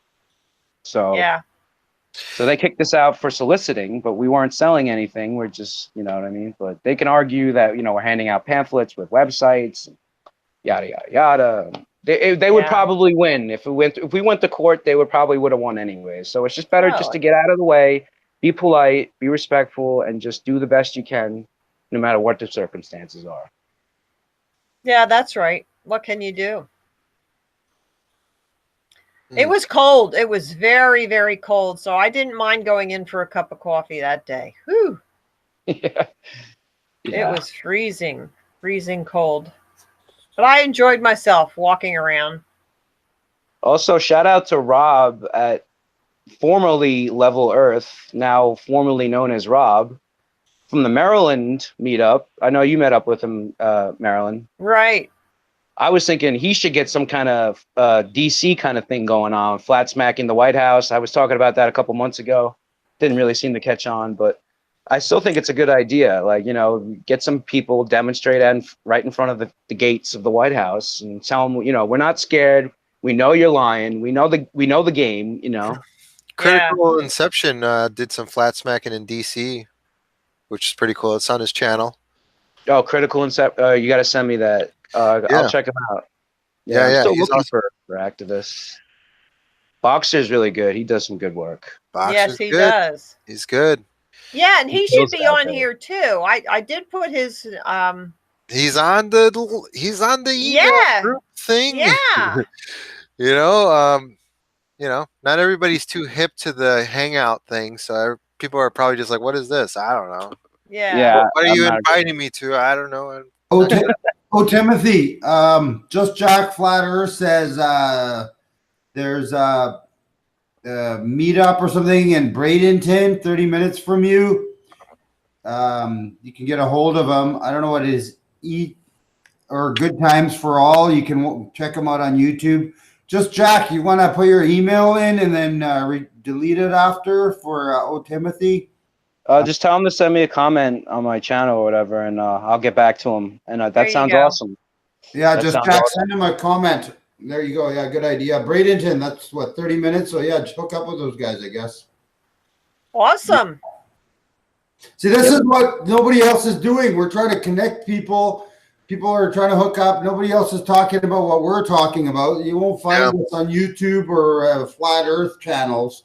It's the same old rehash, playing with the sexy new dildo. You know what I mean? Nobody's like moving on past that, right? They're playing with their shiny new toy all the time.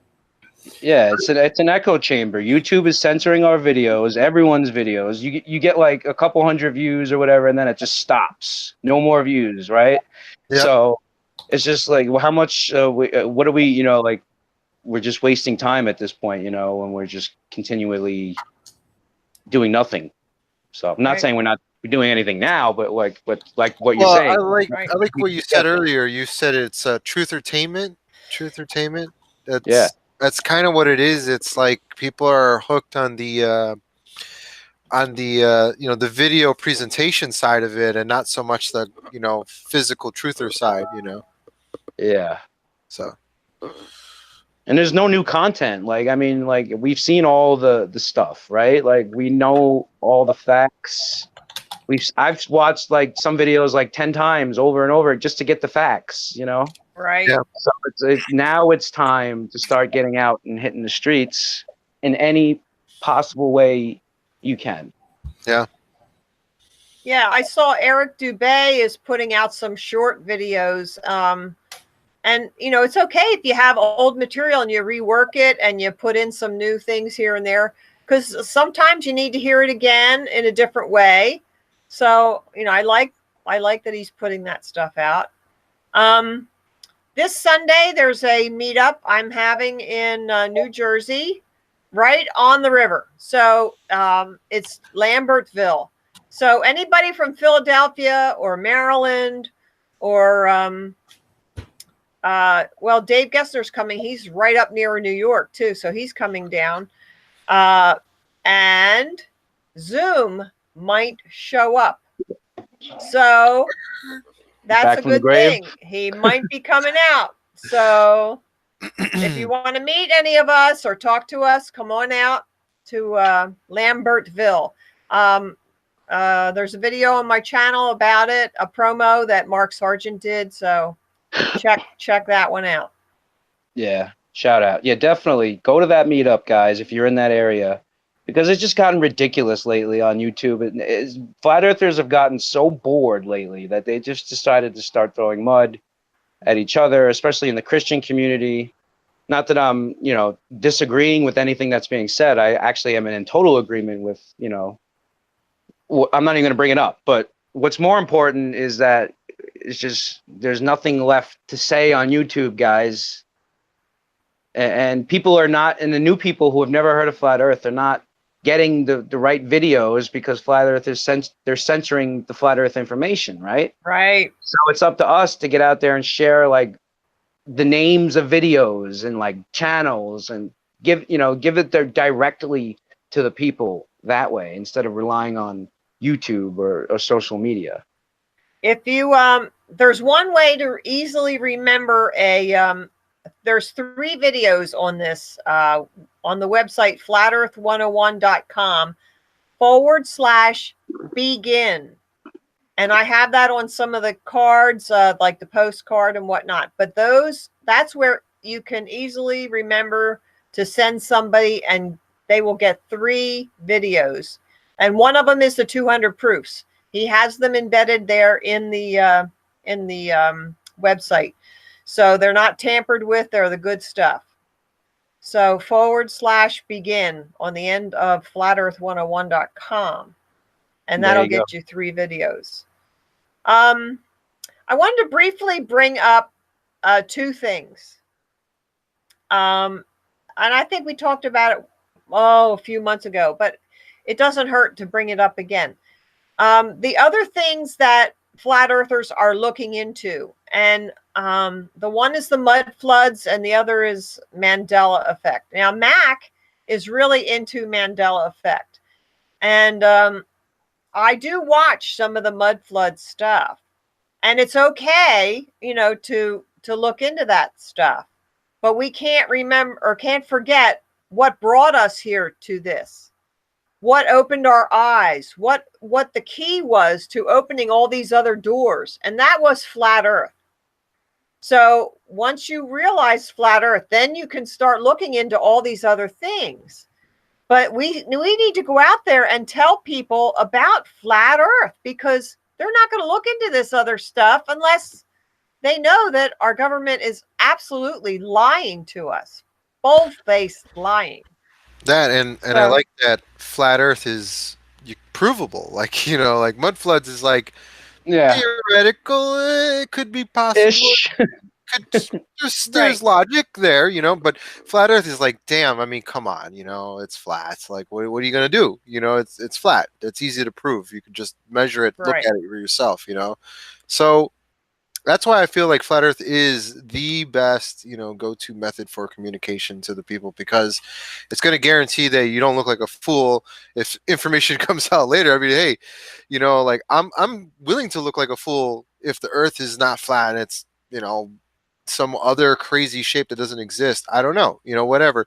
The point is the flatness and the observableness is easy to prove. I can prove all these things I'm saying. I can back all this stuff up. I can, we can all do that, and that's the beauty. It's like it's the one thing they can't take away. It's like correct. they could change information here. CIA can shade this out on this photo, and you'll never know. And flat Earth is like, what are they going to do? Curve the horizon for us? Not gonna happen. You know what I'm saying? Like, so yeah, that's somebody told me the other day, dude. Come on, man. Flat Earth is a psyop. It's got to be a psyop. I was like, yeah, with the CIA's curving the horizon and making it look like a ball. Like, what are you talking about? How can they do these things? It's impossible, So that's it. That's all you have. That's all you need is what I mean. Is all you need. You have all this other stuff, but all you need is flat Earth. So. Well, Yeah. I don't know, Steve. That one guy, I read you his comment. He said that Atlantic City casino was a mirage. Mirage. A mirage. Mirage. I seen it. My own eyes inverting on itself. Like a kaleidoscope of color. Well, okay. Then good luck, Oh, anything but truth. That's what they want. Anything but truth. Yeah. So, but the thing is, they have an excuse for everything, right? They have looming, right? They have all these unprovable explanations, ad hoc theories to explain the reasons why we could see Right. the Chicago skyline from 60 miles. It's nonsense, but people will buy it hook, line, and sinker because look, they got an explanation. Yep. There you go. There's your explanation, looming. Meanwhile, I don't know if anyone else checked out Globebusters' latest episode. They highlighted a lot of Dr. John B's research. I think he's doing on basically showing how Mick West is completely full of shit with his whole standard refraction argument and his demonstration with the fish tank. Shining the laser through the fish tank and showing that light refracts downward, and that's what's causing the buildings to refract over the curve. I saw somebody breaking down too the fact that he has he's running 4 or 5 different websites 24/7, doing the hosting and the editing and all this stuff, and nobody's paying him for it, and he's literally active on these things all the time. So how does that work? That's what I'm saying. Is he a legitimate person even in the first place, is Mick West, or is he more of just another paid troll? Okay, I have a complaint. Okay. So, Jeranism did something on declination. That has to do with compasses and our positions on the maps and whatnot. And I could use that. I need to have that. And it was on that Globebusters thing. So I even went to Jaren's channel and I said, I need that. Where is that? And I didn't get a response back. So here we have content and we can't find it. So how can we use it? Are you talking about the footage of the guy going to the South Pole and demonstrating that that compasses don't work at the South Pole? Is that what you're talking about? I'm not sure if that was part of it. I tuned in right when he was talking about declination, and you go on Google Earth and it's all these different numbers, and then at one spot it goes like a huge leap, and that can't be. Absolutely cannot be. So yeah, well, how can I find any content? I mean, what I think they were saying is that when you get to that area, your compass actually flips 179 degrees, almost a complete 180, and that's what causes the declination to dramatically change. Right. So but I think they were just trying to demonstrate the fact that compasses don't work at the South Pole. And then if you go on Joe Rogan's podcast, you see that guy who claims to have trekked across the South Pole. Did you see that? Anyone? No. Oh yeah, I saw that. Oh my God, yeah. He's like, I didn't use my GPS for like a week. I was just basically relying on my compass to get around. Oh, Antarctica. my favorite is like he said he did it alone, and then every shot of him, like, who's holding the camera? Who's panning the camera? Who's there with you? Like, what are you talking about by yourself? What? Well, to his defense, Lee Stroud did it. The Survivor Man guy. He went out there. He filmed himself completely out in the wilderness, and he did all the camera work and everything. So it is possible to set your camera down and set up a shot, and then pick the camera up and keep moving. It's not impossible to do that. But he was carrying what, like 90 pounds. So what? It's so unlikely. he carried it 90 pounds and then went back and then did it again just to get the camera shot. Like the main way you could prove that he's lying is just by simple fact that he said that he used his compass to get around. Oh yeah, yeah. It's impossible. They demonstrated already that it's impossible. The compasses don't work at the South Pole, and the South Pole is not even on Antarctica. It's actually on an island right next to it somehow. Well, and he crossed the most thinnest section of the supposed South Pole. If you look at the mass of the continent in itself, he didn't even go across the mass. It is like he kind of hit one of the peninsulas, right? Like it was like just crossing from ocean to ocean, via peninsula. So I don't know. It didn't even look like, like he crossed an entire continent. It looked like he just like hit like a little chunk. So I mean, even if he did do it, like, could that be done on a flat Earth model? Probably. It probably would just be, closer to the peninsula, maybe a little. I don't know. I have to lay it out and see what that looks like. But yeah, and since your declination doesn't work, there's no way to prove that you are where you say you are. Yeah, exactly. Yeah, and the fact that he was, picked up and just dropped at his start point, like he didn't even like know where he started. Like literally, he just jumped in a helicopter and they just took him to his jump site. Like yeah, it's not planned at all. It's a complete joke. Obvious damage control by the Toe Rogan podcast once again. Yeah. The thing is, all the globe believers, they fall for that stuff. It works on their mind control, their brainwashing. When the mainstream puts out articles like that or stories like that, they just eat it up and try to stick that in our faces. They don't realize what propaganda is, and they don't realize that, hey, you're under mind control, and this is the exact stunt that keeps you there. Yeah, I really like Red Pill Philosophy's new shtick that he's doing with the basically. Showing the Neil deGrasse Tyson clip of him saying that stuff is flat, and then like the ballers are like, well, I could see the curve from my airplane, And he's like, well, really? Well, Neil deGrasse Tyson says you can't even see it from 120,000 feet. And they're like, Yeah, that's a good one. complete cognitive dissonance. Just, so. Amazing. Yeah, I think people are waking up, man. It's like everywhere you go, it seems like if you even just so much as mention, people have heard of it. They're aware. They might still think it's crazy and ridiculous, and oh, I can't believe anyone believes that. But stunningly, I found that a lot of people have heard of it now, as opposed to a year ago, where nobody heard of it. Three times. Come on. We got to be 1, 2, or number 3. Come on. We got to be out there and tell people. Yeah. Yeah. And it all goes back to the whole thing. Like, oh, is it a controlled rollout or, because CBS, it seems like every time they try to put a hit piece out on Flat Earth, they obviously, it seems to me like they're doing it to get people interested in the Flat Earth. For whatever reason, I don't claim to know anything for sure. Well, it's possible. I mean, like I always thought about the fact that Flat Earth could be both the worst and best thing for the elite, because it could be like an excuse for martial law and whatever else that they might have planned or whatever.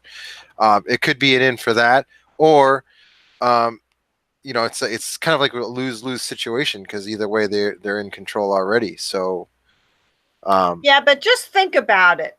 All those people that work for the IRS, okay, now they go out with guns and enforce that IRS law that you have to pay your taxes or whatever. But there is no real law.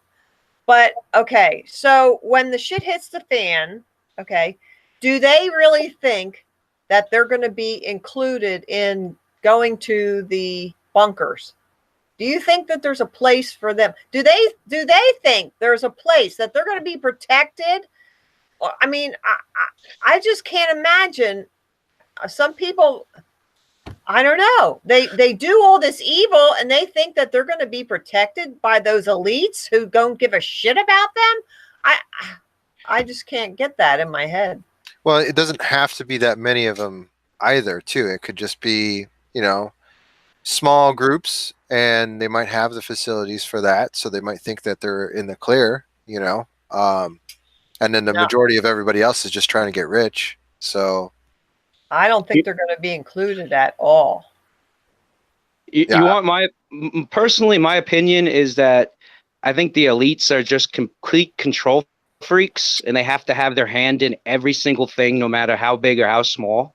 Right. So to me, it makes sense that they would actually genuinely have so-called quote unquote good people working for them, like genuinely good-minded, well-meaning people, like actually trying to, like, even like when it comes to Jesus or spreading the truth about the gospel, or like they've infiltrated every single movement, every single church. It almost seems like that. If that's because that's how I would operate. If I was, I would completely convince you that I was, doing the right thing. And maybe they are. Maybe they're doing it like an alchemical process where they're controlling the good and the evil in order to bring about this new synthesis, this new world order or whatever they're trying to create.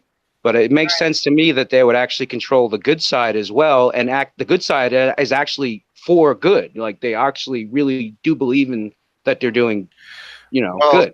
In the Bible, what I've noticed too, and I've been thinking about this a lot as of recently, but I just actually read this the other day. I can't really quote where in the Bible exactly, but it talks about how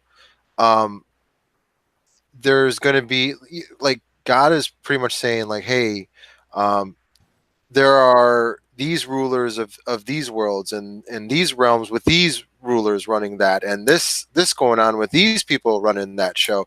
And I think, like, you have all these like higher, lower realms or whatever, however it may be, and he's like pretty much he knows what's going on with all of them, and there could just be, this whatever we think is Illuminati or whatever. There could be like an evil side and a good side and a other order that's going over that, and then because he talks about the many kingdoms with the many. Man, I wish I can quote it exactly, but to me, it made me think immediately, like, okay, so like the King of Kings and the Kings of Kings, like, so there are higher realms, and there's angels and other things too that are in control of other kingdoms that are below that, and it's like, so obviously this whole thing is way more complex than we can even imagine. Like that's the one thing that got me. I don't know. Like a hierarchy of demon spirits and a hierarchy of angels, obviously. Right, right. And what could be going on could be,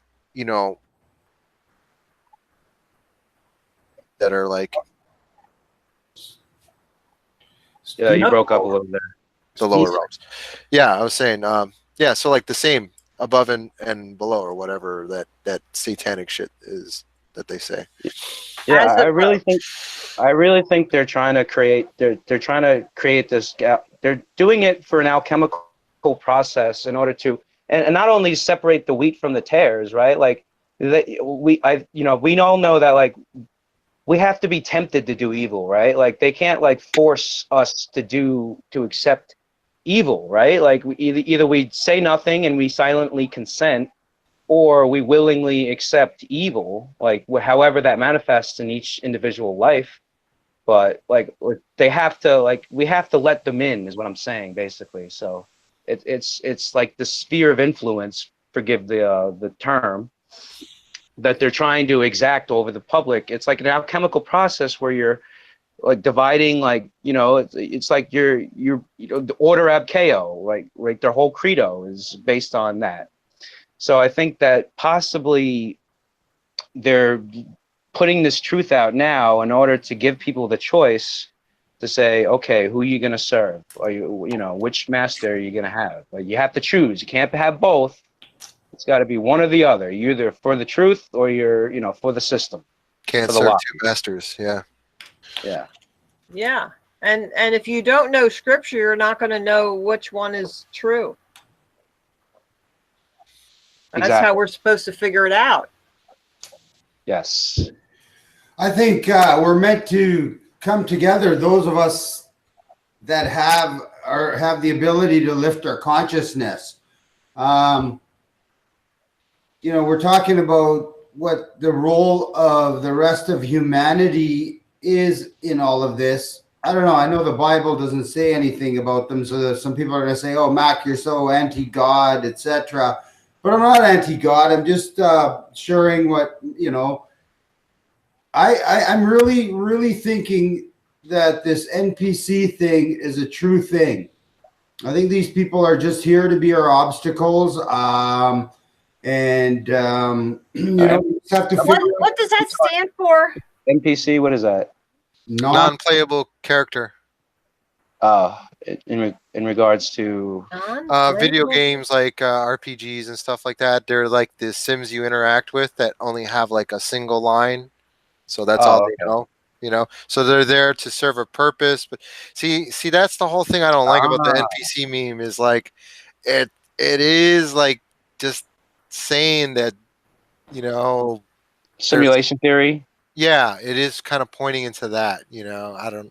Well, a year ago, I would have laughed at, but I wouldn't have even accepted anything to do with that. When I heard people talking about some sort of simulation or script or something like that, I discredited it right away. I didn't even bother, entertaining it with any thought.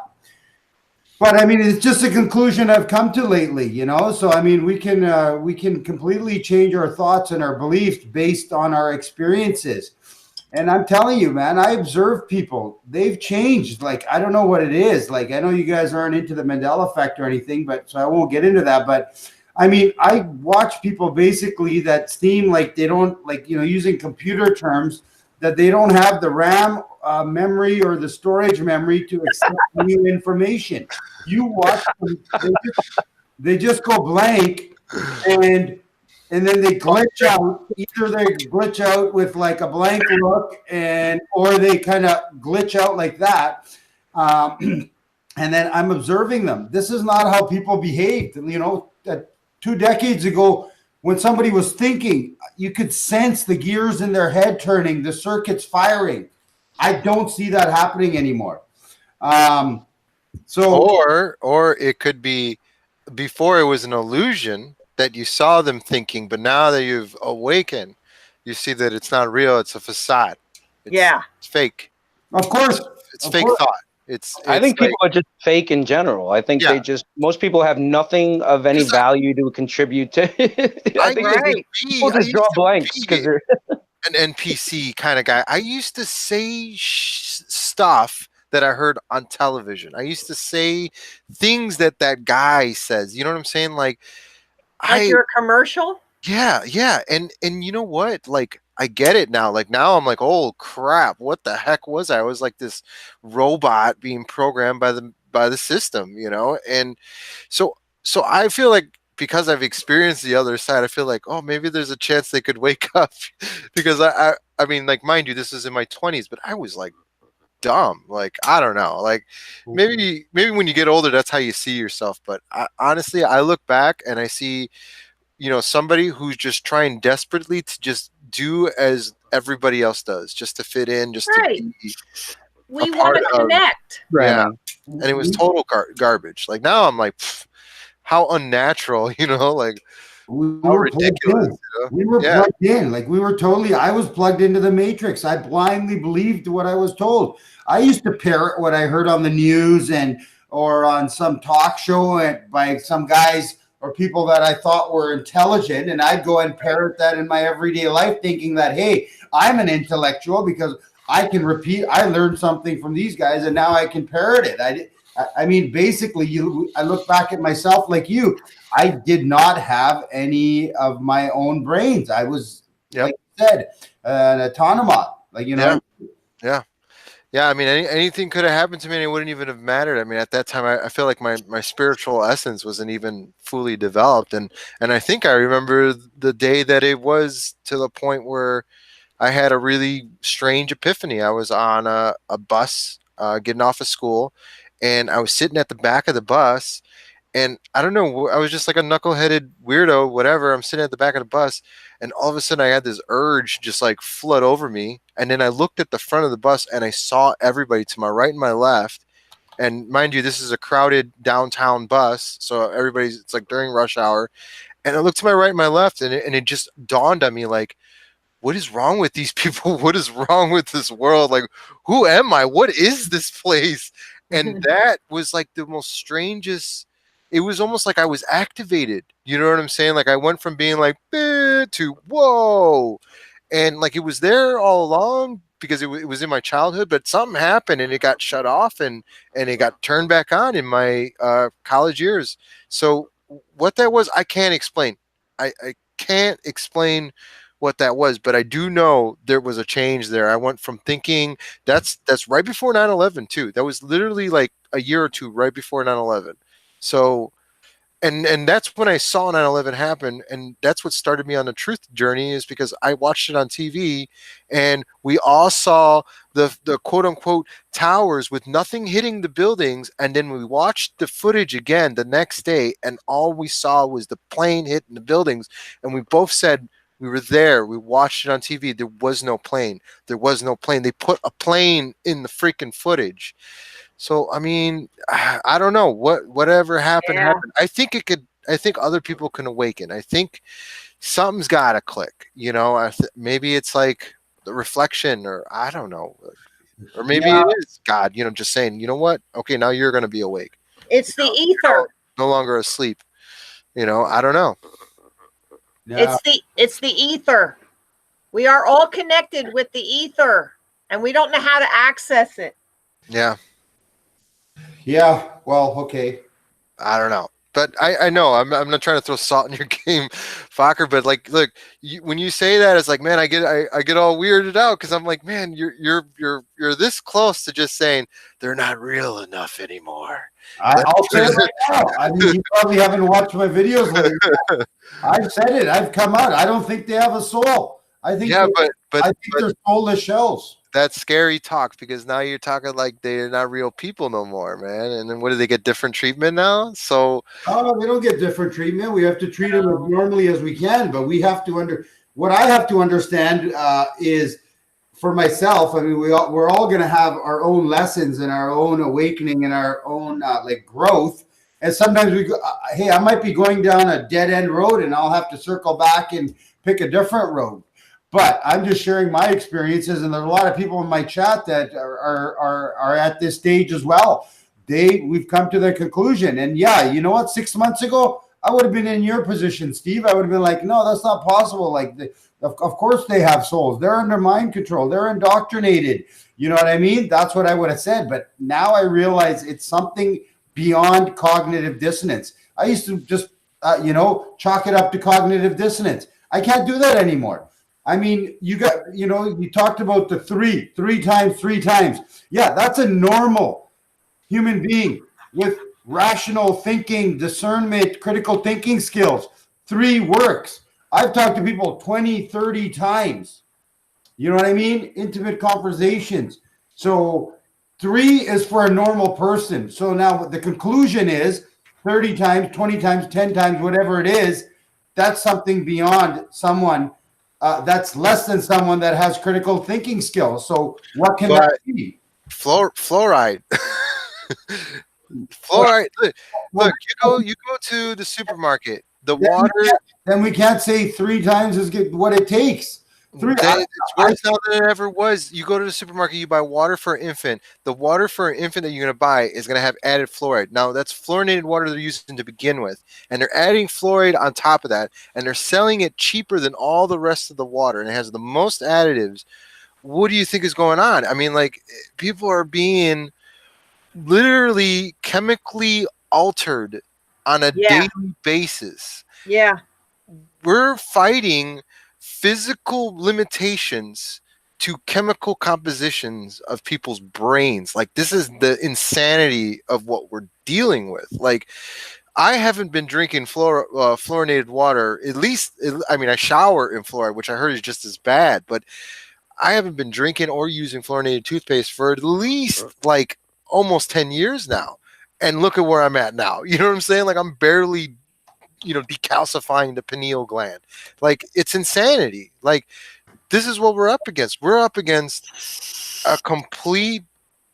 Before, they didn't have this many chemicals. That's why it's changing every year. It's getting worse, and what are people are being exposed to is just beyond fathomable. It's like they're using technology now, frequencies, and dude, they got us, man. They got us so brainwashed and so cow fed. Like, we don't know snike. You know what I'm saying? Like until we can solve the issues of people being toxified to begin with, to saving whatever brain juices they have left, bro, I don't think there's anything we can do. Like, if they're on like 5 different types of meds, like, there's nothing You're we can making do. excuses for them. You're making excuses. Maybe I am. But what are we gonna do? It's like they still will. The Bible does say that you don't always what happened? You're going. Okay. The Bible says that you don't reap the harvest. Sometimes you sow the seed, but you don't get to see the harvest. True. So you can't always say that it's, you could talk to somebody till you're blue in the face and it may not be yours to harvest. Yeah, so, maybe the Bible said that they're fake humans and they're NPCs in a subtle way. In a nice way. It does say that God gives them over to a reprobate mind. That is in there.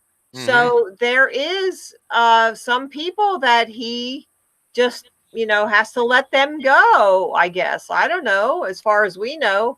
But no, we don't know that, and or maybe they've been through this, but so many times that they can. Or God also gave us a brain, and he meant for us to use it. He gave us critical thinking skills. He gave us hands. He gave us effort. He gave us willpower. Yeah, but this is more than a brain thing. This is a spirit thing. And he gave us spirit. It's a spiritual battle constantly being waged. Like I'll speak personally. Like I still deal with it. Like on a daily basis. Sometimes like I hate it's like this constant back and forth between good and evil going on in the minds and hearts of every single person out there. And most people just give in. They don't even just choose the fight. They just completely given over and taken over to this antichrist kind of spirit where nothing matters.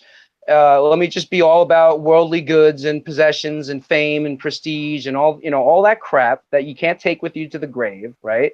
And they got people, and this is why Flat Earth matters so much, and that's why, and be careful not to go down these dehumanizing thought roads where you kind of start like looking at people like they really are cattle or goyim. That's what the elites think about us. Yeah. So it's important not to get in this kind of high horse, not saying that you are, but just to kind of look at people like, oh my God, they're all like robots. Like, yeah, well, maybe, like when I was like 16, I was a robot. I thought I was cool. I thought I was smart. I thought I was an intellectual and all this other crap. And I've come to the point now where I've really started to think like this whole intellectual postmodern movement, it's all satanic. It's all trying to get you to deify yourself and to kind of, think that you could be like God, that you're a God, blah, blah, blah. Like the same lie from the Garden of Eden, man. And it really is a spiritual battle going on every single day with me. And I know a lot of other people. I got to ask you then. Okay, so if you go back to that time in your life, and I go back, and Steve and Marilyn, you guys go back to that time when we're plugged into the Matrix, and somebody presented you with something. So the first time, we would, like we did, we shut it down. But do we turn into what these people, would you, that person, that you at that time, would you behave as these people do? Would you have behaved that way? Or would you still have had some sort of understanding that, hey, to be open-minded enough, to have some sort of brain power left to actually take a look at what this person was saying if it was presented to you a few times? Yeah, the first time, of course, I know how I would react. I'd laugh at it and, but none of us would behave the way the people we interact with are behaving. We just wouldn't. So, I understand we were that way, but, I'm seeing there is a bit of difference in these people. I can't say for sure either way. Like, I don't know, maybe, but it's just like me personally, like I was always like, the truth was always like the most important thing to me, no matter what. Like if it like kicked my ass, you know what I mean? Like a lot of people are not like that, but there are like a few like, nuggets in the bunch, diamonds in the rough, if you will, that, that do, value and honor the truth, like above all other things in life. And like, give me the truth, no matter how hard it hurts, True, and plus we're viewing at it from a birth to death kind of perspective, and the creator might have even built this in such a way that these people might be either on their first run or their last run, or maybe they are hopeless, but maybe they're not. But there might be a bigger picture here to who and what they are, and their role in this. Because this might not be their time around. Maybe it's next time. Maybe there's some sort of, dry runs that are allowed, and then they're allowed to be selfish to a certain point, and then one day they have a realization, and then it reverts back to an awakening. I don't know, but what I'm saying is like we can't even understand what it is that we are in the first place, so we don't understand the state of what these NPCs call them that, or they could just be first generations, 10th generations, third generation. We don't know how the old soul kind of thing. Soul, yeah. The new souls are always like when babies are born. Babies are selfish. They're angry. They're hostile. They're all about themselves. And then and as they grow older, they learn these things, right? Well, maybe the first souls are like that. They're so like, there's no God. It's impossible. I live my life, and then they die. And then they do that again, and then they die, and then one day they're just like, "Man, I just keep dying." And maybe there is a God, and then that's when they start living, And it's like we don't know. We don't know how it works. I'm going to disagree with you. I think babies are born closer to God, and I think they see spirits and still talk to God as babies. I think the Okay, system okay, I the- give you that, but I just mean like in terms of like children when you They're needy. they're needy, they're selfish, they don't like sharing, they're not going to be naturally like here, take my stuff, they're gonna kid well, takes their stuff, they're gonna cry, you take their food, they're gonna cry, you take well, that's a human, like, come on, like, but that's what I'm saying. It's like it's a developmental process. Like you start stripped down and you can only see in front of you. And then you develop and then you start seeing more and understanding more. Well, maybe there's that that's what I'm saying. Like, regardless of whether they're assholes in the beginning, excuse my French, they could be kind of nice, but maybe they get better through the years, and maybe that could be the same thing with the spiritual side as well. I don't know. I mean, I'm only throwing this out there because we don't know anything. So if we start drawing conclusions about who and what they are and what we are, well, no, well, I'm just saying we got to use our experiences. I'm not just like randomly saying this. I haven't been saying this for 2 years.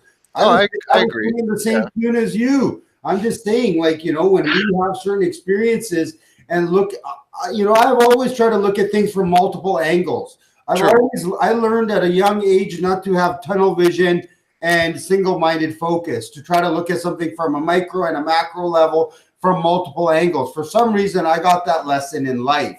So, this is not a conclusion I come to easily. It's just something that I come to from all my interactions and experiences with new information and looking at dissecting something from a different angle. Right. I mean, for all I know, you're right. You know what I'm saying? Like, and I don't mean to be that guy who's like conflicting against you and what you think or whatever. Like, don't think that, thought police. Like, no, it's not about that.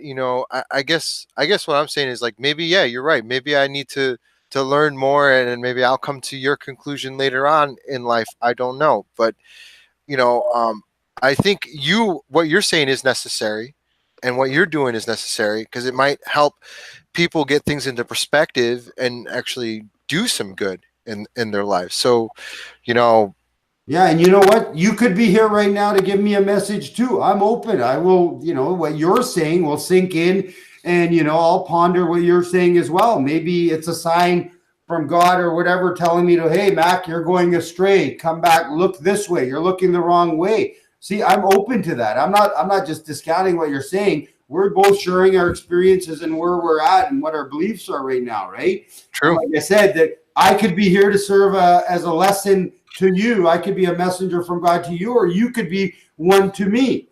And I'm always open to that. And again, I got that lesson 20 something years ago. So I'm always open. Of course, I'll reflect on that. And even without you having said that, of course, my own consciousness and my guilt and my humanity makes me question my beliefs right now all the time, because I understand they're not the kindest godly beliefs to have. So I do question my beliefs, but experience and my observation points me back to that. Hey, this is a realization I'm having. This is kind of an understanding, some sort of knowledge that I've acquired, and I am on the right path. But I as far as criticizing, self-reflecting, I do that more than anybody that I've ever met. Right. So Regardless of what you believe, Mac, I think God is working through you no matter what. And he's working through all of us. Like, he's working through Eric DeBay, he's working through Mark Sargent, he's working through non-believers and believers alike. And like, Jesus meets you where you're at, right? He knows you're a sinner. That's the thing. Like, I get it, man. Like I didn't want to accept I was dancing around it for forever too. Like, until finally, at one point I was just in my mind. I was like, run to Jesus, Tim. Run to Jesus now, because like all the evil that's in this world, like, it's real. Like, we all see it. Like, all these elites, they honestly, seriously worship Satan. And they honestly are deceived by his lie that they'll be like God. And that's why they worship him. So no matter what you believe and no matter where you're at, I was in and out of jail, rehabs, doing, drugs, horrible drugs, dead on the floor, like I said, overdose. So God has a plan for all of our lives. And just because you haven't personally decided to make that jump to run to Jesus, or to to acknowledge the God of the Bible or whatever, doesn't mean that you won't come to some kind of deeper understanding in your own time, and according to the God's will for how He wants it to play out in your life. All right. Exactly. Timothy, doesn't it just blow your mind that He gave you the gift of flat Earth? Yeah, it saved my life. It literally, I mean, it didn't, I mean, flat Earth is not like, it didn't save my life, but like it got me off my ass to like really start looking into stuff and really start questioning what I believe about, God and the creation and all that, evolution. Yeah. So yeah, I'm always amazed at that He gave me this gift, and my whole family rejects it, except for my youngest daughter. She's like halfway, but yeah, it's very hard when your whole family rejects you, friends reject you, and all. And so I got new friends now. Yeah. It definitely does weed out a lot of the unimportant, just like, just fitting in that whole life that we lived before. I don't know. I don't miss it. I don't like, like all the group chats that I was on before that all the people used to talk smack on or whatever, they banned me. I'm like, I'm a happier man for it. I'm like, oh, thank goodness I don't have to deal with that ridiculousness anymore. I don't have to worry about, you're going to judge me. So like, yeah, I know where you stand, you're not going to look. So yeah, I don't think any of us are worried about what other people at this point. You know what I mean? Like it's too late. Too late. Way too late. Who cares? Yeah. Yeah. But I was gonna say one other thing. I completely forgot now, though. Brain freeze or brain fart or whatever they call that. Brain. Oh yeah, I was gonna say like what you were saying about the NPCs, Mac, and you brought up a really good point. But like, yeah, maybe that's their role, right? Like Steve has said. But what's our role? Our role is to try and wake them up. Like we have to focus on that, and not like, oh, what is wrong with these people? Like, okay, what's wrong with me? I'm not reaching them, or I gotta try the Socratic method, try a different approach, just be patient. If it's your loved ones or family members, those are the people we got to be most patient with, and it's okay if they don't get it, they don't want to get it. We'll just stick to our guns, stick to our convictions. And when they see that you stick to your convictions about what you believe, it almost draws them into like, maybe they're actually onto something here. So it's a never-ending struggle. Well, I just think like, if they are NPCs, then they're never going to get it. And I think it's up to me. Yeah, you're right. We got to use different approaches again. Soft approach, hard approach, funny approach, angry approach, different approaches to try to get someone to open their mind. But what I'm coming to is like, we also need to, like we're talking about earlier, time is valuable. I need to have discernment to see who will wake up and who won't. And then I have to see Oh, no, you won't ever know that. You don't know. But God gave us a mind. But you don't know who He's going to wake up. That's why we have to just tell everybody, because we don't know who's going to be woke up or not. That's not our... We have to try with everybody. I agree with you, but we have to realize I'm 100% with you. I'll try with everybody and anybody. But then we have to realize that, hey, use your brain to read this person. I gave you that ability. Our Creator gave us that ability, and our Creator is within us as well. And he gave us that ability, so we're supposed to use that as well. Right. And so when everything that we've tried fails, what does it say that we're supposed to do? Just let it go. Just pray. Move on. Pray for them. Yep. Pray for them and let that go. So yeah, praying for them actually does help. It helps us and it helps them. We're connecting with the ether. The ether is something we don't use very well. I think the Tartarians, if we can go back there, I think they knew a lot about all that stuff that we don't really know. And that would really be awesome to use that. I mean, the Bible tells us about it, but it's like, wow, it actually was more obvious at one point, maybe. I don't know. Not to go off on a tangent, but the whole Tartaria thing got me thinking, because I was doing some Khazarian Jew research lately. Yeah. And they kind of, to me, they seem to connect as far as geographically being in the same region. And it makes sense with the whole Stalin. Stalin was from the Caucasus, which is where Tartaria or the Khazarian Empire actually existed. So, and that's what started, he was obviously a shill for the Jews were, obviously setting up communism in Russia. And, they vowed revenge because they were destroyed, like the research says, by the Russian Empire, and the Jewish whatever people vowed their revenge on them, and that's when they subverted Stalin, and they used him to set up communism in Russia and also in China, obviously, and everywhere else too. But not to get off on a tangent, but it seems to be falling into place a little more and more every day with all the research that we're all doing. So I don't. Who knows? I could be wrong, but it's all very interesting. I think it's just interesting, but that should not divert us from teaching flat Earth. That's what we have to focus on. Yeah, I mean, as long as we're teaching truth, like what we know is undeniably true, when we're good. We're good. Right? Yeah. We always have to walk in truth in our lives and in our actions 100%. Once I'm not certain about many things in life or anything about, I let go that I know anything about anything. I know nothing about anything, but one thing I do know is always be in truth. Yeah. Yep. That's one certainty for me. Yep. And it says it plain as day in scripture, and none of the modern churches follow that. I don't get it.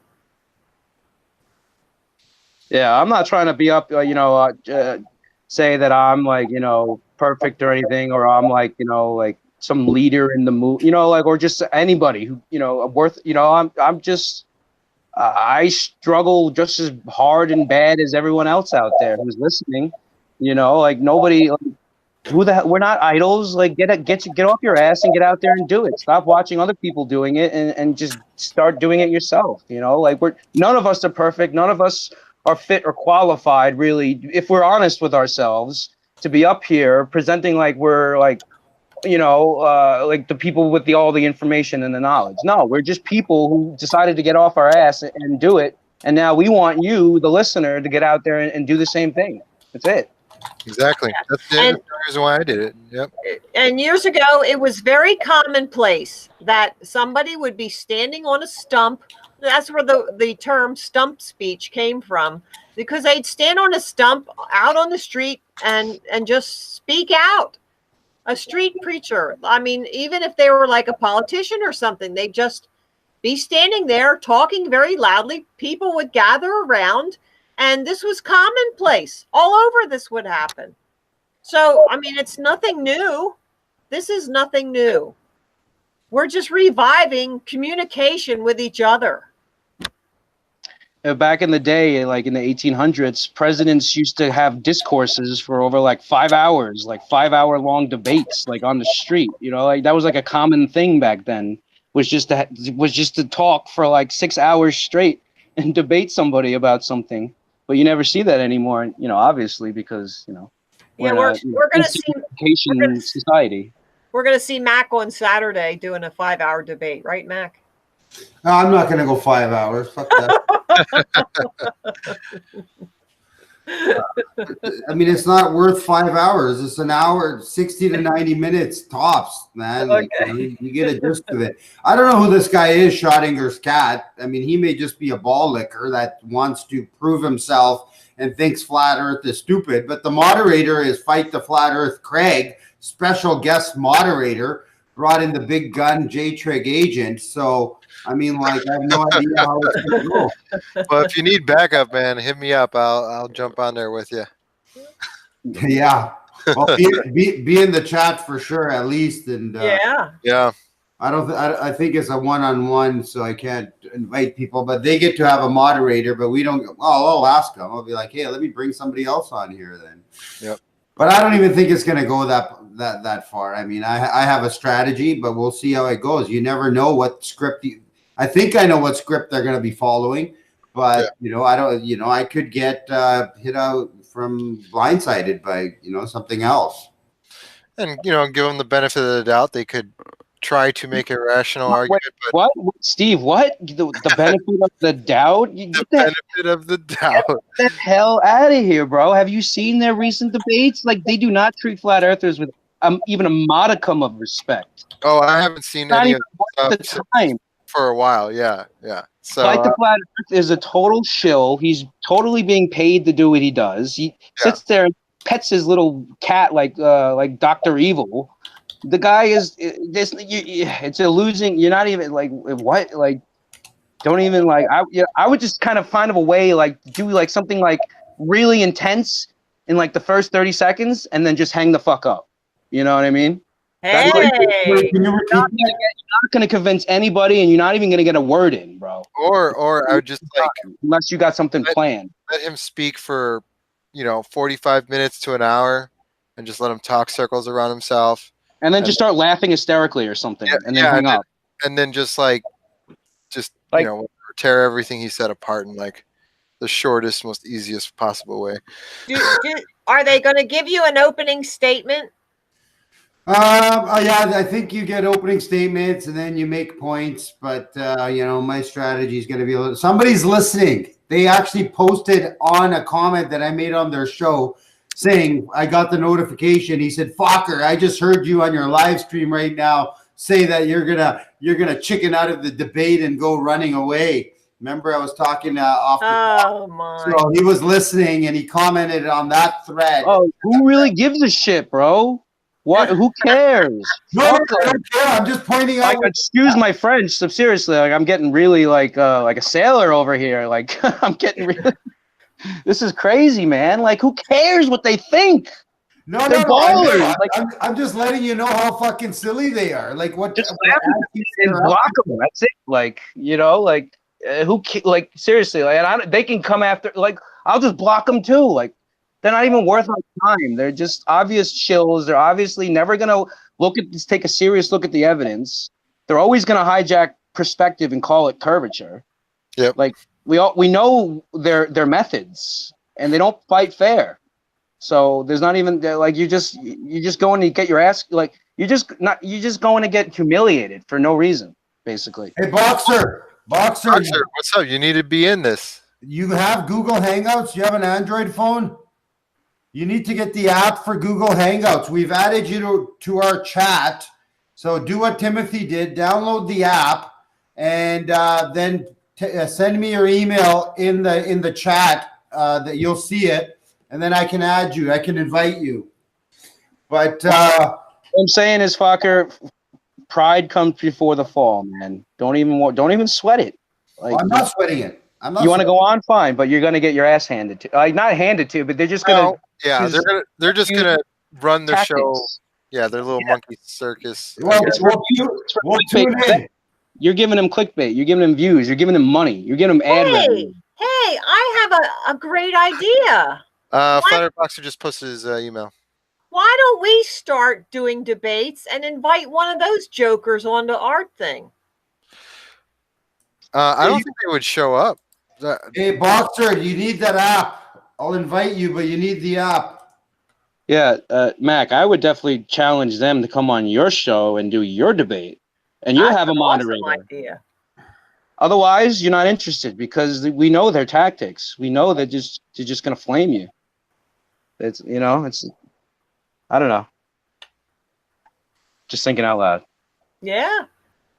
Hey, Boxer, I invited you. You were calling me on Hangouts, but click the link that you got. We're not going to go that much longer. We've been 2.5 hours, but you could come and speak for a little bit. We'll go another half an hour. We'll keep it at 3 hours. I know, or Marilyn probably is going to start yawning pretty soon. Oh, I've been doing that. She needs her beauty sleep. It's 12:30 here. I don't know. probably the latest one, huh? Yeah, I'm 11:30. Oh, wait, no. Oh, Timothy's Florida. Oh, look, there's Boxer. You got to mute your volume. Mute your watch page. Okay. Yo, what's up? What's up? Hey, what's up? Hey, I'm going to be in Phoenix next month. That is tight. Yeah. Next month. For what dates? What dates? 22 to the 29th. Bro, have you heard about this? Can you see this? You probably can't see this. Maybe. Yeah. Science. Yeah, so this event is so it's called the Conference on Faith and Science. It features a bunch of people, Georgian, Dustin, these people. Well, you have an astrophysicist, who's the director of Cornell Science Center for Astrophysics, professor of engineering from a Baptist university, professor of physics from a Catholic university. And all these guys are coming to give a speech at the Mars Rover Center at ASU. Give speeches. Oh wow, that's gonna be so good. Yes, and I'm actually banned from the particular building that they're having this at, so I personally cannot go in, but I can go out, and I can be on the outside.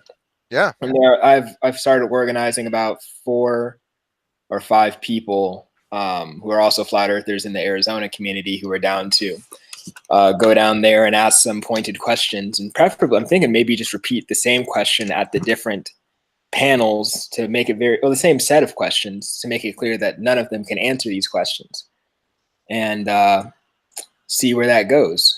Sounds great. Need to get that on camera, and yeah. And before that, the day before that, I think you'll be here. I think you might miss that one. They're having this event, which is hosted by all the Christian Science, all the Christian student organizations at ASU. It's called the Life, Light, and Liberation speeches about biodesign or some other abomination. And if you're, look at that symbol, yeah. It's a straight up, Star of David on an Illuminati eye with a whole bunch of the serpent things that go around Baphomet's dick. Oh wow. my gosh. Of course. Yeah, and the Christian groups are repping it really hard. And they have no idea what they're doing. But it's crazy how I came across all this stuff. So that's today. on Friday and Saturday? Yeah, the 22nd to the 23rd. And this is a prime opportunity to get some fire content and make some impact on at least the people most predisposed, I think, on average, to waking up to this sort of stuff. Wow. Well, that's great. I'm looking forward. Maybe Hori Sheet can come out and we can Saturday go over there and hang out. I mean, I got to be careful when I'm over the border. I don't want to get in trouble with any law. I see. I see. Okay. Yeah, I mean, I think it's unlikely. There's nothing that we're doing that's illegal. Yeah, I mean, I think the worst thing that can happen is get a ticket citation. I don't even think that's likely. They just ask you to leave if there's anything that's done. But there's nothing that I could imagine. I mean, I've only been approached by police for going to places that I've been told not to be. And the Tempe PD is pretty apt to not escalate things further than they have to, though. Nobody wants to do paperwork. What up? Nobody wants to do the paperwork. They just want you to leave. Yeah, and keep paying money to the university. I usually flat smack the cops, and then they just kind of want to get away from you, Yeah, they do. That's true. Once you start talking flat Earth, they want to run from you. Yeah, they're ready to go. Every time I say, but I want to report a crime, I want to report fraud. Why aren't you listening to me? Then they run away. Because they're supposed to listen to you when you say, I want to report a huge crime against humanity, huge frauding of the people and the taxpayers' dollars. They get scared. That is true. They do have a moral obligation to address that, a legal obligation, but they can't and they won't, and they just can't even conceive of it. Well, this is coming back to like the police.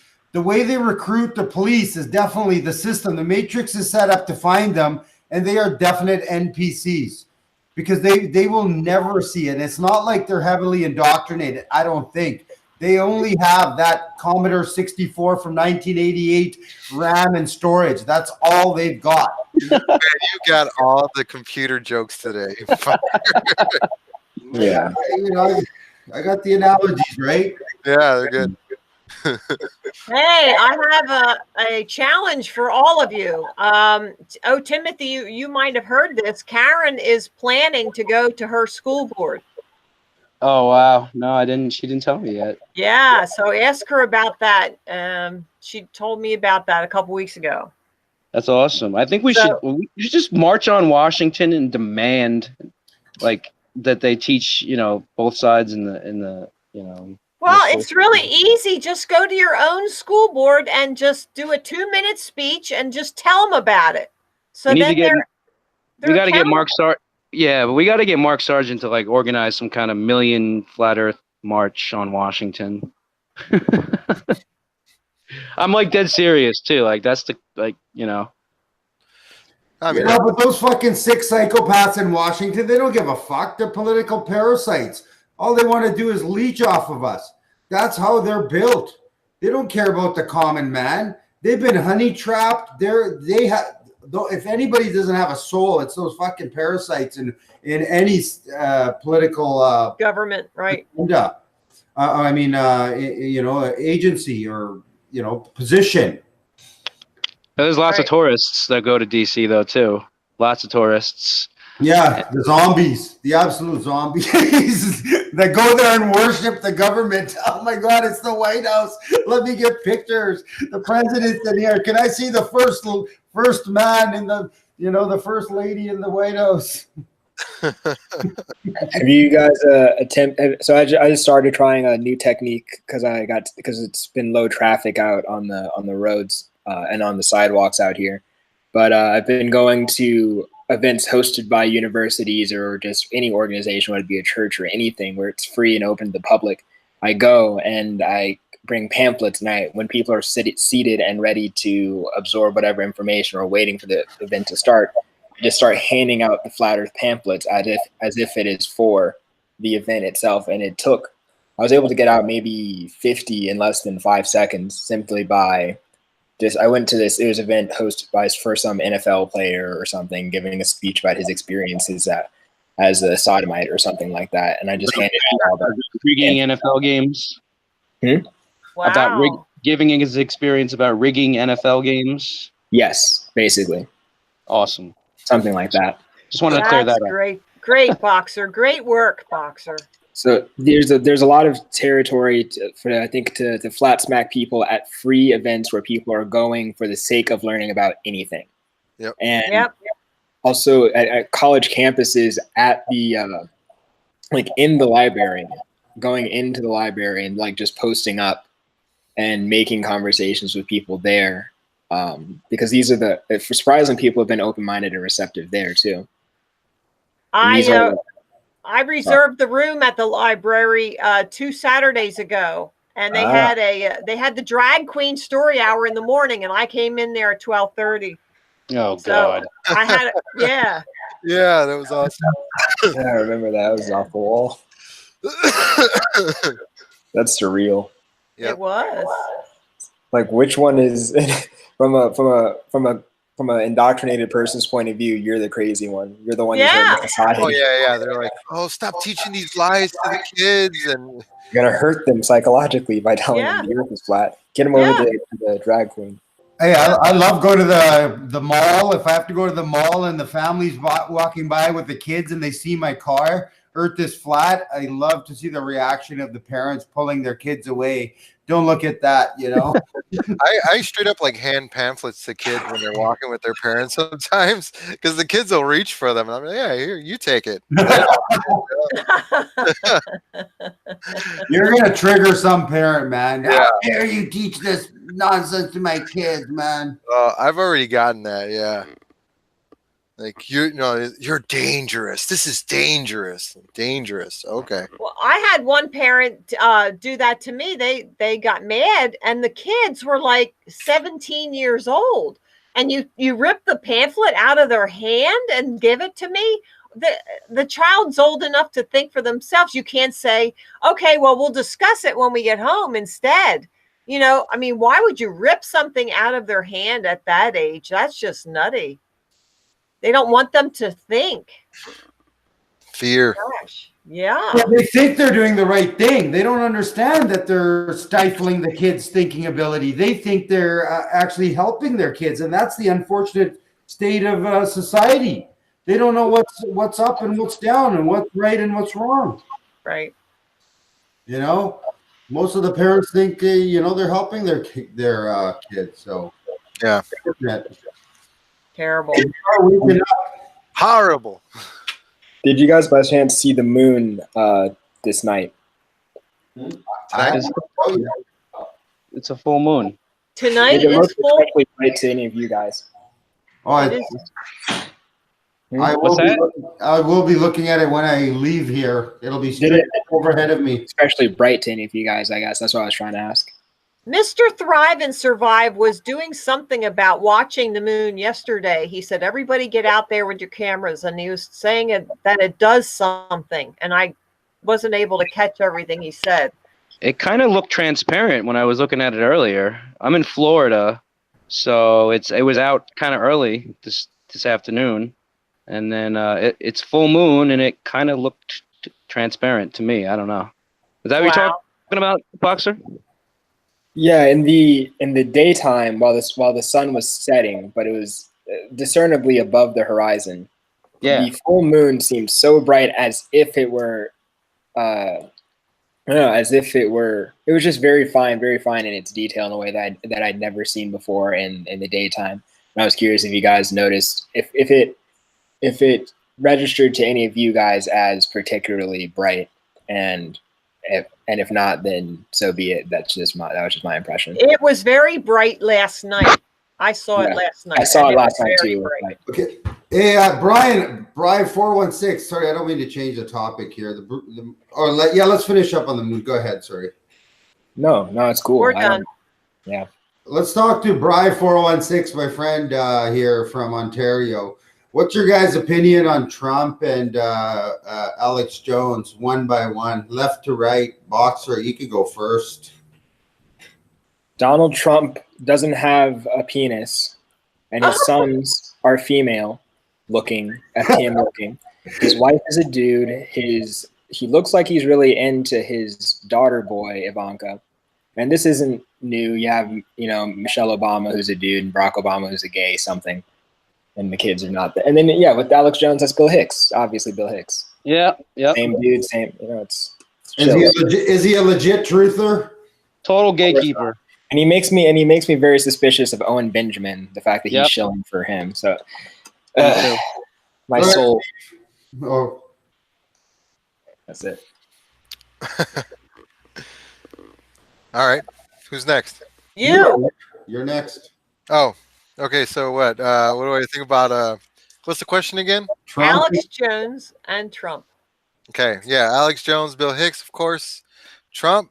I don't know. I don't even like him. I don't like anybody in power right now because I think it's all fake and it's all bullshit. So that's all I got.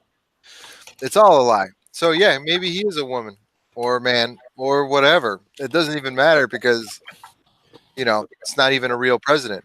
It's just an actor. So that's all I got. Oh, Timothy, you got an opinion? Oh, I'm next. Okay.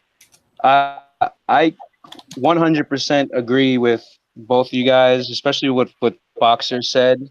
Not about the whole. I don't know. I haven't researched the whole tranny thing as far as that goes. But no, obviously, there's a part of me that, obviously, there's a part of everyone I think that wants to believe that Trump has a good heart, and that he's honestly the only one holding back the elites and the liberals and all these commies from taking over and forming this new world order government, right? So we're kind of clinging on to this kind of maybe false hope that he's the last stumbling block in their way, and that we all have to support him and pray for him no matter what, even if he is in the Brotherhood. Obviously he is, and he's referred to as the new King Cyrus or whatever, and he's basically what nobody knows about the Trump administration is that Jared Kushner basically got him elected. Jared Kushner being the husband of Ivanka, right? So Jared Kushner, who is this guy, right? He owns 666 Fifth Avenue, right? So I think the you know the Jewish the Sabad movement or whatever I think it's called. They're pushing this Mashiach now kind of movement where they're like, bring forth the Messiah, and like it's like perfect timing now with like all these biblical prophecies coming true, and like I really think we are living in the end of the end times, guys. Like I really think we don't have much more than a couple of years left. That's why this is so important. And as far as Owen Benjamin and Bill Hicks goes, like this is what the thing, like Owen Benjamin, he's hilarious. He's hysterical. I love him. I love the guy. The mustache, the getting it, the claw, everything. It's awesome. I love it. Great. Funny, right? But here's the thing is that the elites will supply a hero whenever necessary, right? So I really feel like this Owen Benjamin guy is like this new kind of movement to like get like everyone on board with what he's saying and kind of follow him. Meanwhile, he's just possibly being paid to do this, to have this position on YouTube or whatever. He's encouraged at least. I'm not saying he's in the club, right? Because he does expose a lot of good stuff on his show. But I definitely think he's in bed with, whoever Alex Jones is in bed with, or being encouraged by the same people. And I think, he's just trying to. Alex Jones is really just trying to sell his survival stuff on his website through Owen Benjamin going crazy and losing his mind and going off and growing, crops and stuff like he's doing, right? So I really think that he's funny, but I really think that they're trying to, whether he's aware of it or not, they're trying to push a narrative through him. And I really, and I think Jared Kushner is the Antichrist. Like I've done a little. I mean, there's not much research on that. If you type Jared Kushner Antichrist in YouTube, you'll get like 1 or 2 videos, and so you got to do a lot of digging on who this Jared Kushner guy is. And I think if he's not the Antichrist, the Jewish, Zionist movement is trying to prop him up and trying to make him fulfill the prophecies to become the Antichrist. So I think we're really living in a like the end of the end, guys. Like it's kind of coming to a wrap here. The curtain's about to close, and I think Trump is going to be somehow involved in some kind of big event with the country and the nation. Who knows? We all have our guesses, right? But yeah. So just to summarize, Bill Hicks is Alex Jones. Owen Benjamin is possibly controlled, even if he doesn't know it or not.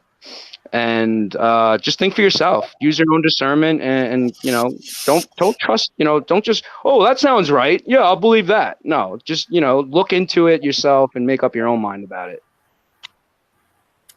Well, I don't know about all this tranny stuff. I do think there was something with Michelle. She had a package, but Alex Jones, I've always thought this, and the same thing about Rush Limbaugh. I used to think, okay, they're great, and they're telling us stuff that we didn't know, but you know what? They always went to a line and never crossed that line. They would always just give you so much, but never give you all that you really needed to know. And so I was constantly like frustrated with their content, and I don't know, I needed to have more. I know there's still people who are still like content with that, but not me. I'm not content with any of that. And I think it was all controlled opposition. They just were there to do that on purpose, just to keep us interested and looking in that direction, but not really giving us anything substantial. So Trump, I voted for Trump, and I liked him. And then I woke up and I thought, well, he's got to just be one of them. I mean, he's got to be. I saw an interview where he showed all of his awards that he got from the Jewish community.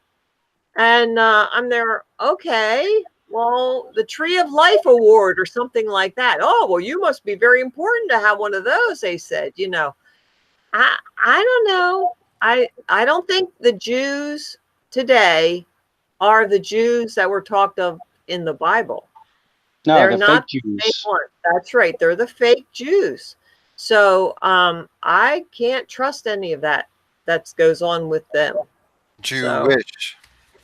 They wish, they wish they were Jews.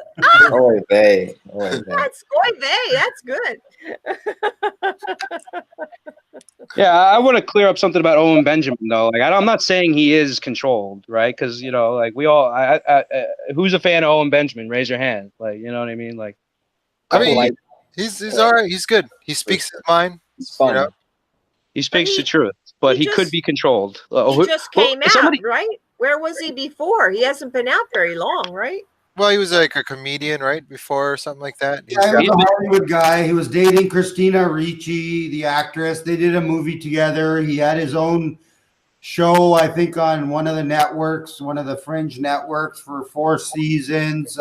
He's got pictures at the Hollywood Improv. So he was making it big time, and now he's presenting himself as someone that left Hollywood because he wants to expose the pedophilia, and that's what he's selling himself as. Do I think it's truthful? At first I did. Now I don't know. I have to see what's going to happen next with the guy. There's a little part of me that thinks he's legit. Well, not a little part. I mean, I'd say 20-30%. I think he could be legit and honest, but I have my doubts about him as well.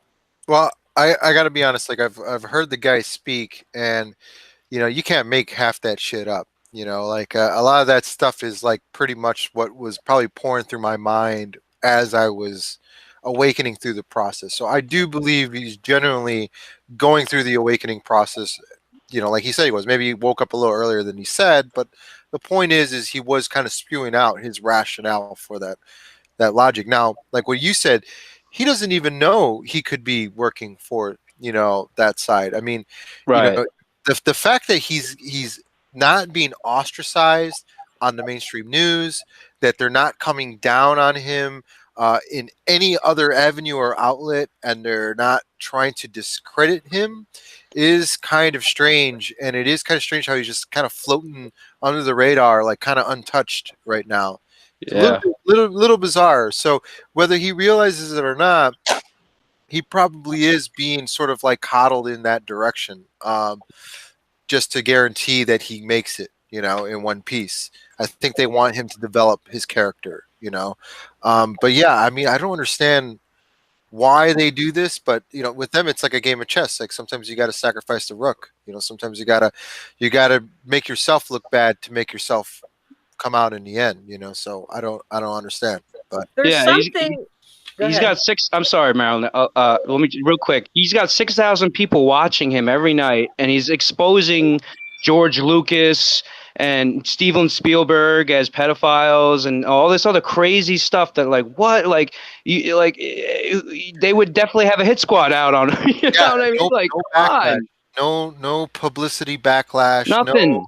It's part of the narrative. Forced apology, because he's even calling out Jews. Like, I mean, dude, like the shit that he's getting away with doing right now is kind of suspect. But I'm sure he doesn't even realize it, or he realizes it and he's just going for it. And he's just like, you know what? They're gonna let this slide. They have to. It could be a balancing act, because if they start going at his neck about the Jew stuff and about whatever, him saying nigger all the time, then if people start watching it and start going, okay, well, we didn't land on the moon. Like, it's like a cost benefit analysis on their end.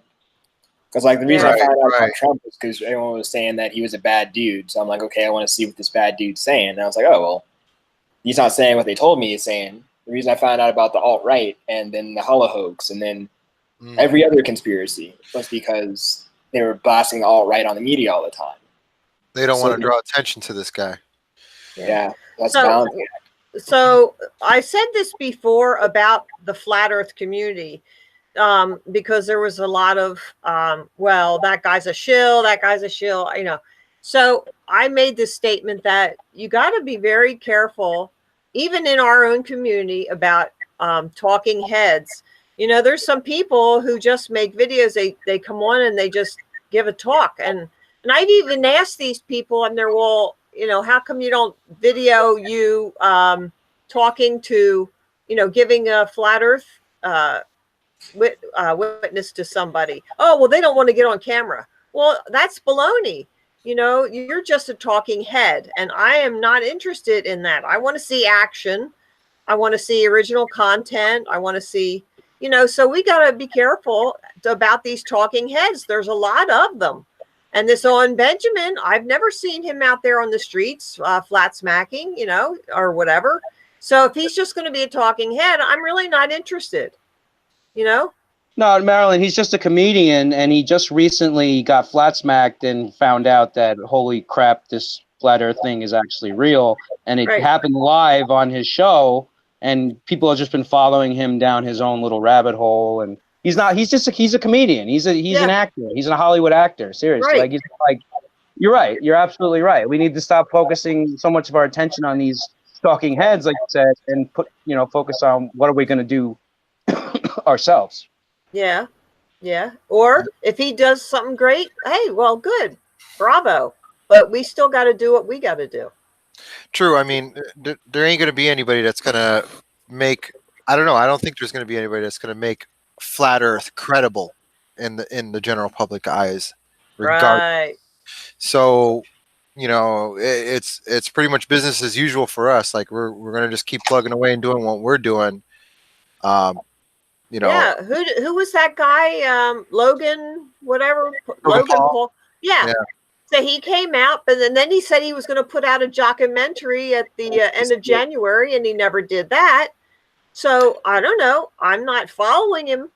Some people because he's totally a Masonic shill, Marilyn. Seriously, like the whole thing, like his invite to the conference. It's all. I mean. And the reason why he hasn't come out with the documentary yet, maybe is like, come on, like, do you think it ever will come out? Like, I'm not holding my breath. Do you want it to come out? Yeah, it's rumored to be pro flat Earth. So yeah, I'm just gonna Logan Paul. That's not really an asset. Yeah, he's totally controlled. He's totally 100% in the Brotherhood, 100%. Yeah, not even a question. Yep. And that makes me question people like Robbie D and the whole conference in general. Like, what the hell's going on? Like, I don't know. Like, there was a lot of questions about that. A lot really of messed questions. with my head. It really did. It was like, you know, I'm just trying to. I'm just concerned with the truth here. I don't give a flying F if anyone's a shill or not. Conference, they never would have put any kind of activism in there. They had Josh, Authentic Intent, come to the last conference, but they put him off into a room and he had a competing speaker at the same time. So, I mean, they are not sincere about activism. If you are not sincere about activism, then what the heck are you doing? Really? So, I mean, any business person knows that you treat your sales force very well, and we are it. So they're not even paying any attention to us. So what's that all about? I've been screaming that. Heck with them. What about the churches? The church is dead. Fire and Grace Church, Dean Odell. Well, Robbie was promoting activism after that biblical conference, Truth Conference in Alabama, where him and all the Nathan Roberts, Nathan Thompson, Pastor Nate, and them, they were hitting the streets and doing activism. And then when Robbie got excited, he felt what we feel when we do activism. So then he started promoting. He actually made a couple of videos promoting activism. He gets it. And he was out there. So this, I don't know when, that was after the Alabama conference. You guys can search it. It's probably on his channel. It's kind of cool to watch them all hitting the streets. That was a good, pretty, star-studded lineup of flat smackers hitting the streets. I saw him out there with Nathan Roberts. Yeah, I met Robbie at the conference. He's a cool dude, you know. What I'm saying is I don't know and I don't care, you know. Do you guys have any experience flat smacking church congregations? And what do you think of doing so?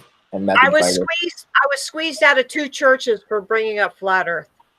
Maybe 4 or 5 more. Oh, it was muted. I went to Moody Bible Institute, and that's like a Christian Seminary.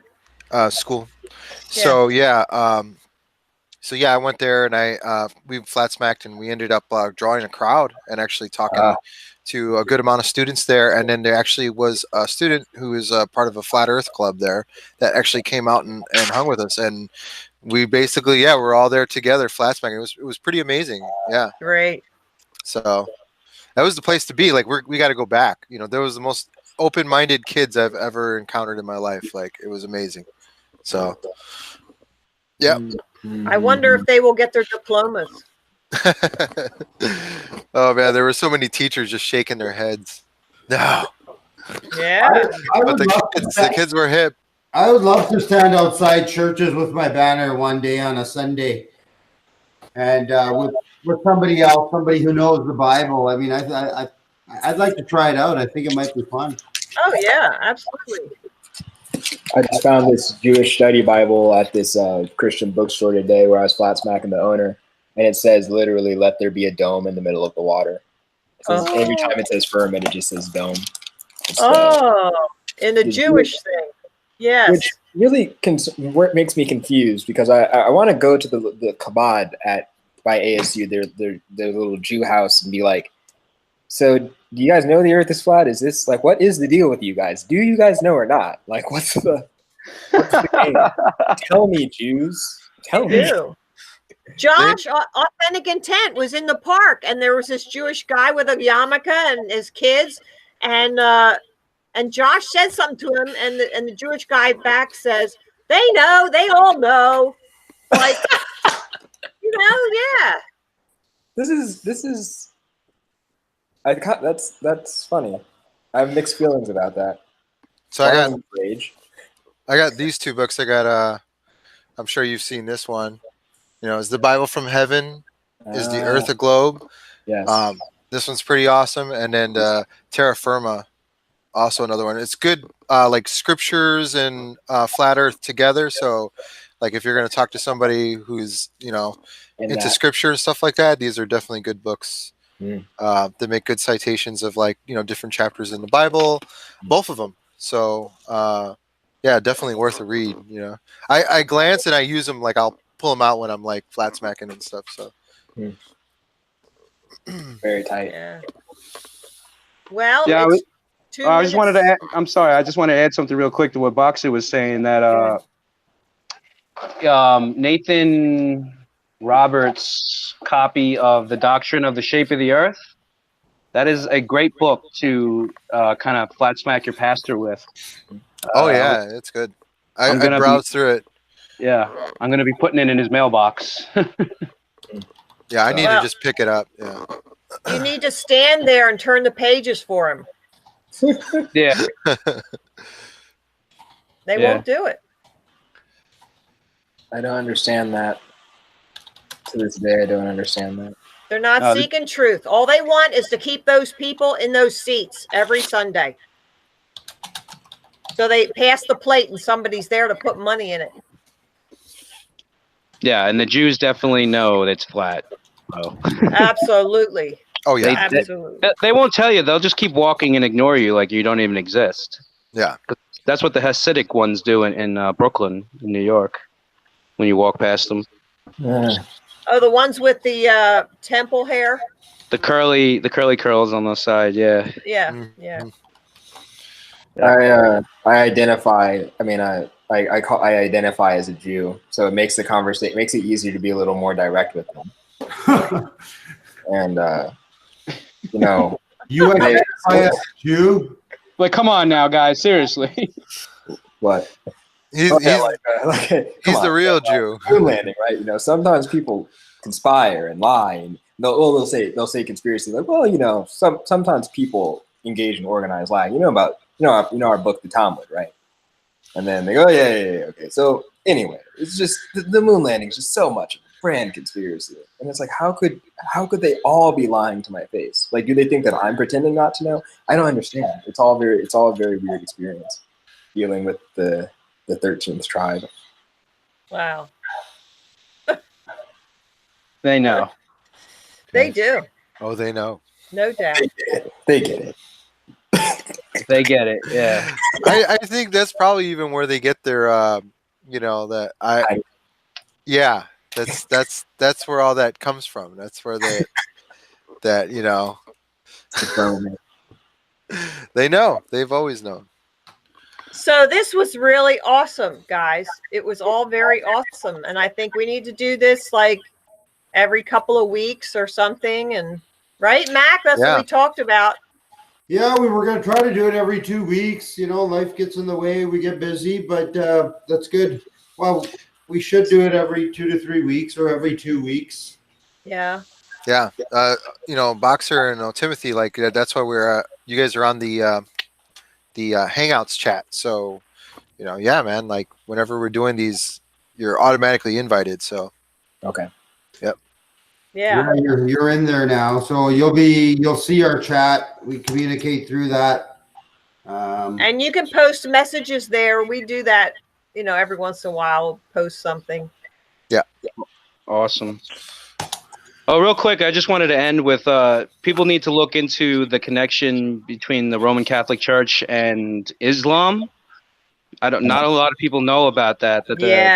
Islam was basically created by the Catholic Church. Yeah. So do your research on that, people. And also, just a real quick reminder, Jacksonville Science Fair at the Jacksonville Beach, Saturday, March 2nd. So go on Flat Earth Matters YouTube channel or just leave a comment, hit me up, and I'll give you the information. Awesome. Cool. Yep, and thanks for having me on, guys. Awesome. Oh, thanks for coming. Same. Yep. All right. Get us off live there, Mac. All right, guys. Bye, everyone. Much love, guys. God bless.